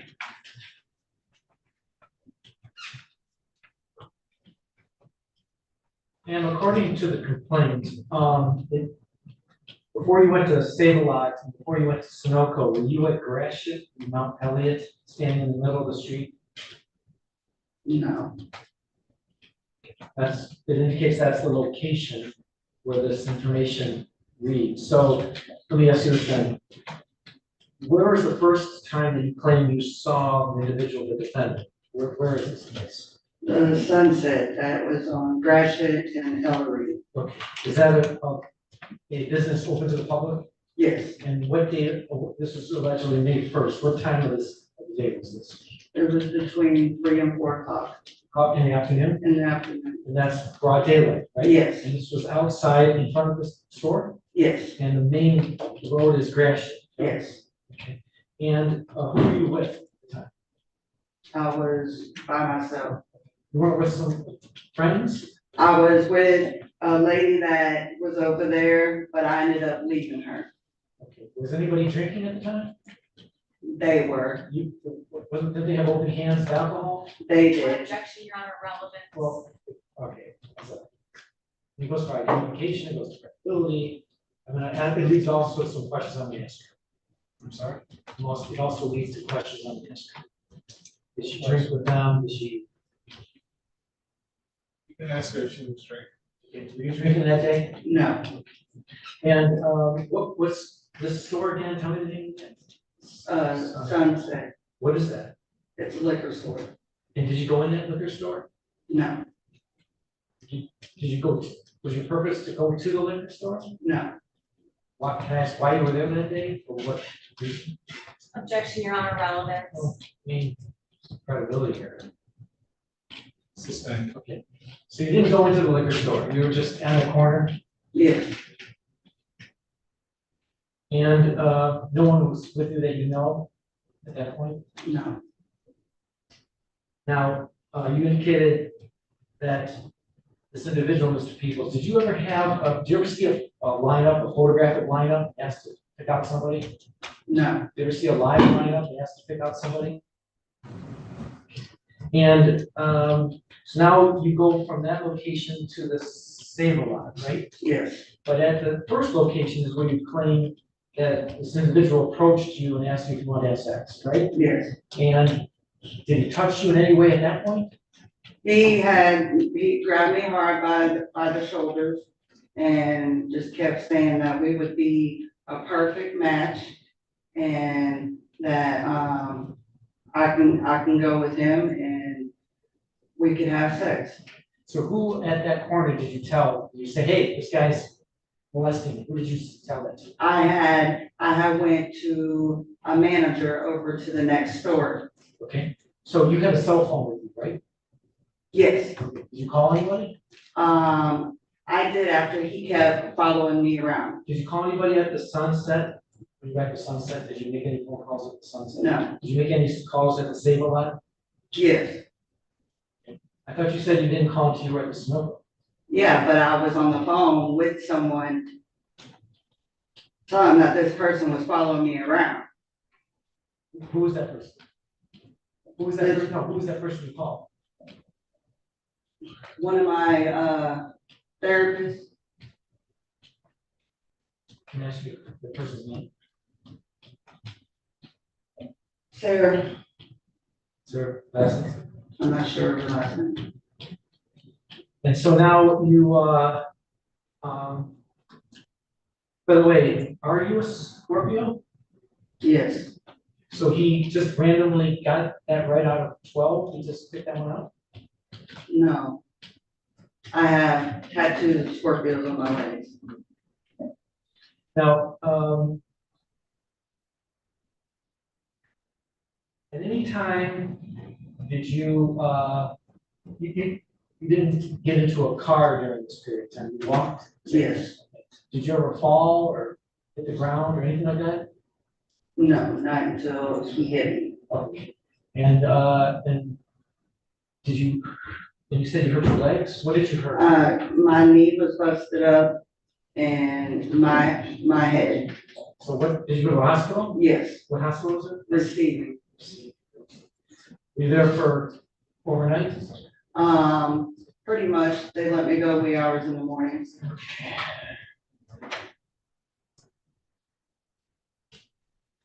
And so now you walk from the Sunset to the Save-A-Lot, right? Yes. And then from the Save-A-Lot to the Snowville. How Yes. far are each of these? It's not, I mean, they're all within a block of each other. And during that time, you're not talking to anybody about this guy bothering you, so to speak? At every store I went to, I had told a manager or whatnot, I said, he seemed to be hostile. So I had told the people, I was like, can you please watch him? He's following, he's tried to come on to me. If he doesn't stop, I'm gonna call the cops. Did you ever tell the police that when you were interviewed? Yes.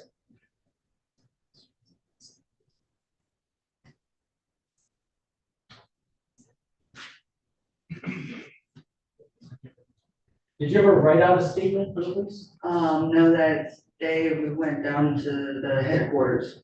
I'm sorry, did you ever write out a statement? No. Did you ever sign a statement? I believe I did when I went to headquarters. You remember signing your name and date or something? I believe so.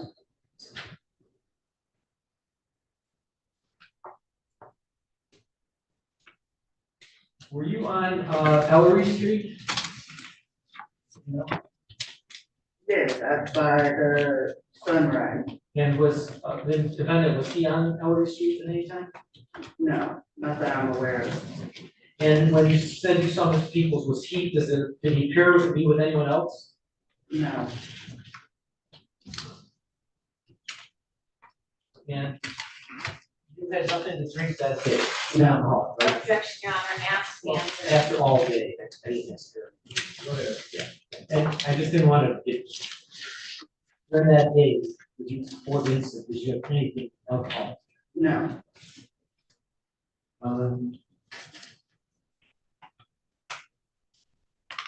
And as it relates to witnesses, was your boyfriend with you?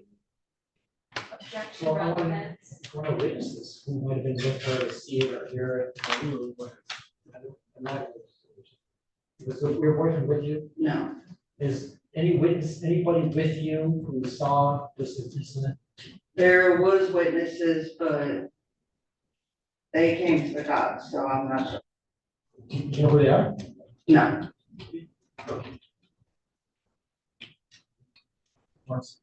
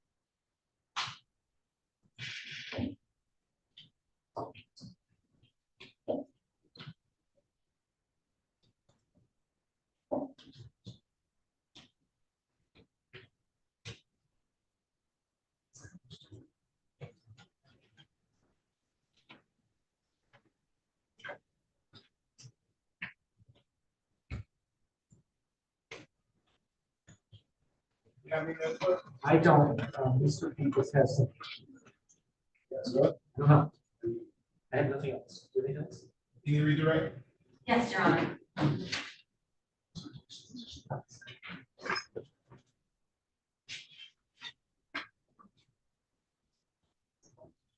Ms. Jones, this will be great.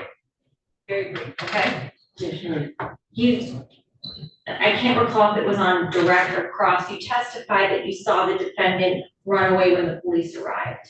yes, Okay, and the defendant, person that you saw run away, was it the same person that had made physical contact with you that day? yes, And also, you mentioned that you have a tattoo of a Scorpio.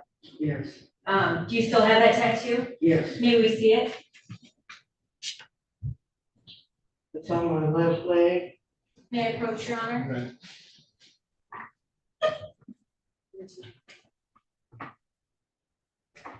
Your Honor, I'm seeing can you describe your tattoo for the record? It's 3 Scorpios. That extend from just below her knee all the way to her ankle.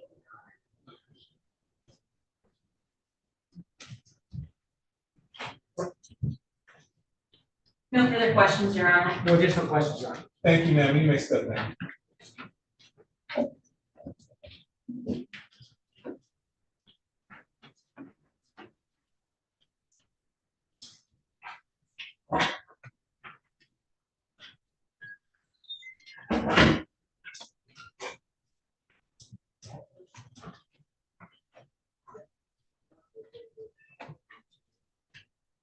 Any other witnesses for the people? No, Your Honor. Any witnesses for the defendant? I typically, it says, I almost never call witnesses, Judge. Never. Mr. Peoples, I indicated to him that I have no witnesses, he needs some indication he wants to testify. I would see no benefit in testifying, given this is a probable cause standard that, so low standard that I don't ever match it. And the court is well aware that it's not even a strategy, it's just common sense. But now, you don't always. I have something to say. Sir, I would advise you to follow your counsel's advice. Understand what this hearing is. It's not a trial. This is a probable cause hearing. Even if you were to take a stand and say everything directly opposite of her, it still presents a question of fact to be determined by a trial fact. In addition, you're opening yourself up to questioning by the prosecution, and I don't know if you necessarily want to do that. Understand? Yeah, just the accusations of like. So, based on that, would you agree we have the witnesses for today? Do you agree or yes or no? It's just, yes, sir. Okay, Your Honor, says no witnesses. All right. And, I'll. Your Honor, the people moved to find over on both counts and would reserve arguments. Well, I easily say it's a question of fact, because the court recognizes that that's a factor that we have. It's a question of fact. It's credibility. It's just, it has to be corroborated with other evidence. You'll have ample opportunity to attack her credibility if it gets to trial, But for purposes of this hearing, this court is satisfied that people met the burden of probable cause as it relates to the charges pertaining to the plaintiff's order. Court finds those charges were committed in the city of Detroit. The court finds the probable cause to believe this has been committed. Defendant will be bound over to Wayne County Third Circuit Court criminal division for proceedings. His arraignment on the information date and time will be May 27, 2024 at 9:00 a.m. Judge, we want to address Vaughn. Okay. I think he's got personal bond. And it's tether, he's got a tether. He was in a homeless shelter, so he doesn't have access to a phone. I believe is the phone. I don't know how to facilitate that situation. You have no family, sir? No, Your Honor, my family, recently a lot have moved to other states. I don't have no close family here. I was currently staying in a homeless shelter. The reason why I wasn't released on personal bond with the Tether is because I don't have a stable address to tell the truth. They won't allow me to travel to shelter because it's temporary. You know, it's first come, first served. So I was asking if I be released on personal bond without the Tether. Where are you gonna go? We're going to the shelter I've been to. It's first come, first served. They don't say the bed, but especially I've been here 20 days, so my bed's gonna be gone. Once I show back up, they will get me in the bed once I show up. Your Honor, my understanding from reading the bond off of the register of actions is that, and I'm not sure, maybe I'm misstating what counsel Schulman or Mr. People was stating on the record, but he's on house arrest as well. That's not just the GPS tether and personal bond. The people's concern is, I mean, this is for the funds notice, Your Honor, and not even looking at my notes here, Your Honor, and out of Third Circuit Court, this is case number 24-001958-0-FH. My understanding from not even a few months ago, the defendant pled to an attempt RNO. The PAP-4 was withdrawn as part of the plea agreement, and he spent 60 days in Wayne County Jail. Defendant has an extensive criminal history, extensive history of failing to appear. Okay, so that's a problem. Yes, Your Honor. Then he doesn't have a stable residency. So that's the problem. I will acknowledge that most of his criminal history has nothing to do with any kind of sexual assault or anything like that. But because he has a little bit of an attendance problem, and he has no verifiable place to go, that's an issue. At a bare minimum, want to put him on tether to make sure that we don't lose track of him, as we have in the past. Okay, you want to the house arrest part, which is a real problem, because I can't be on house arrest at a shelter, because we have to leave every. Even if I was to take away the house arrest, sir, you can't be tethered to a place you don't have a place to go to. Your Honor, if I may, my other concern is, as it relates to the shelter, I was speaking to the victim.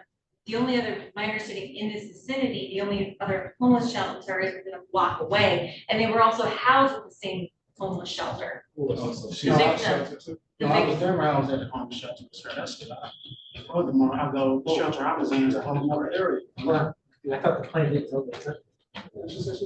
No. Don't talk. No, Your Honor, I'm sorry, I misspoke. They're just in the same facility, is my understanding. Vicinity. My most immediate concern is attendance problem, in addition to him not having a place to be tethered to. Yeah, I mean, the bond is not a really unreasonable, Judge. It's a personal bond, and it's a tether. It's not unreasonable, and the problem is it's just not practical for him. That's all he's saying, is that he can't find a tether to a homeless shelter. And I just explained to him, if there's any other alternative, it certainly would work. Is there any other alternative you have? Understand this, if it wasn't for his criminal history and his repeated non-appearances, I wouldn't have an issue with taking the tether off. But for that reason, this court is very concerned about him not showing them the court. So for those reasons, the court is going to continue to talk.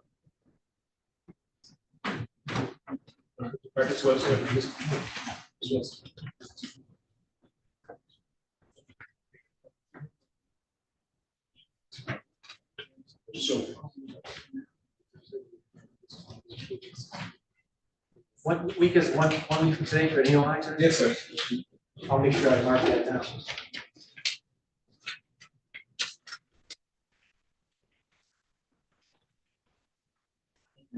All right, thank you. Good to see you. All right. Oh, good, I can't complain. Got to see the president yesterday. Did you? Were you working? No, I went to meet with the wife. Oh, okay, cool. And the police be done. It was kind of quiet about it. I didn't hear about it until he was working. Otherwise, I might have tried to. All right, have a good evening. Thank you, sir.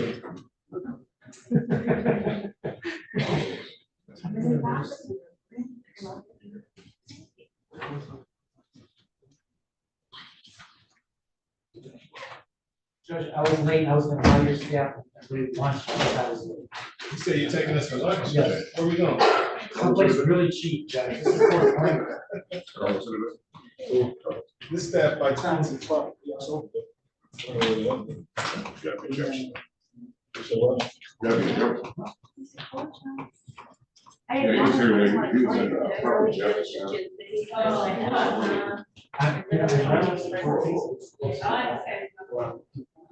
Thank you.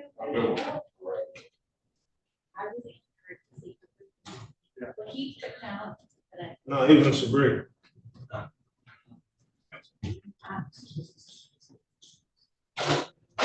Fortunately.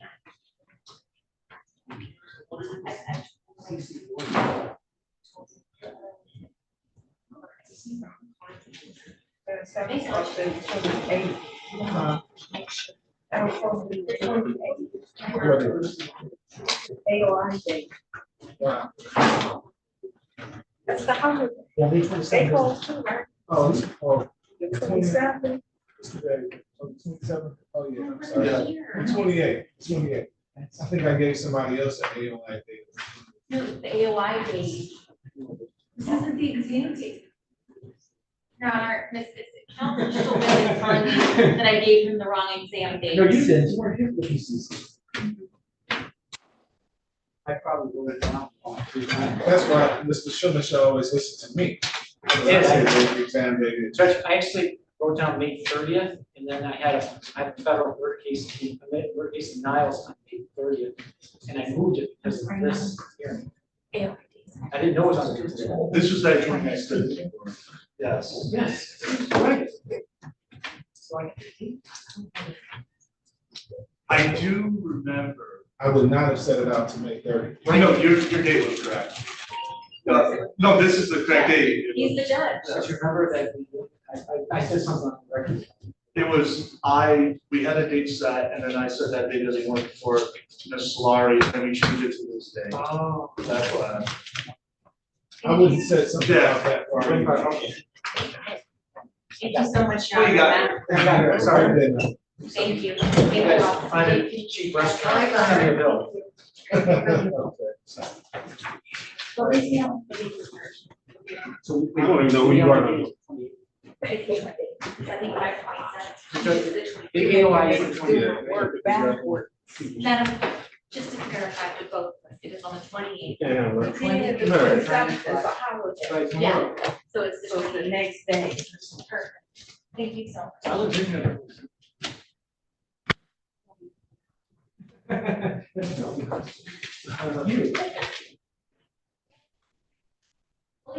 What's going on? So what are we looking like tomorrow?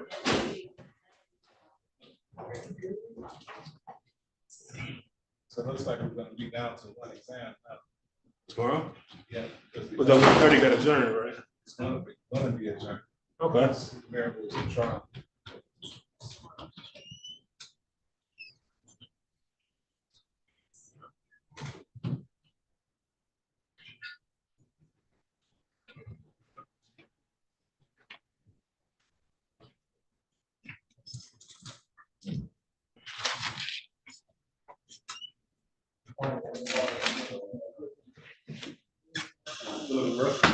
You good?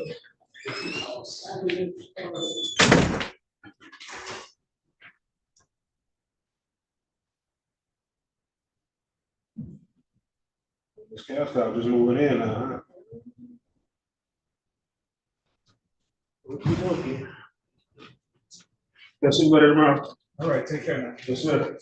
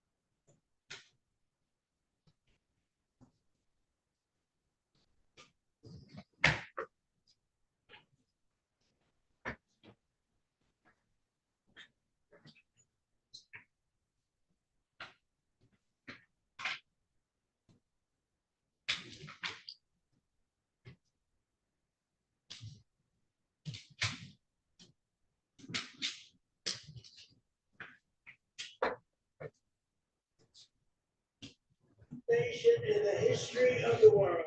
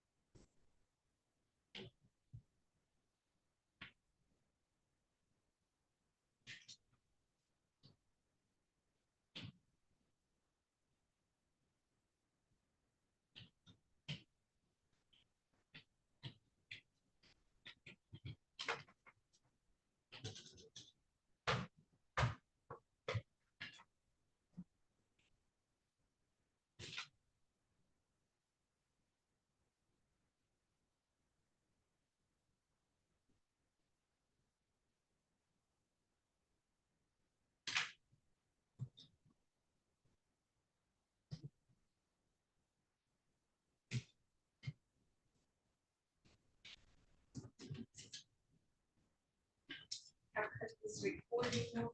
Sure.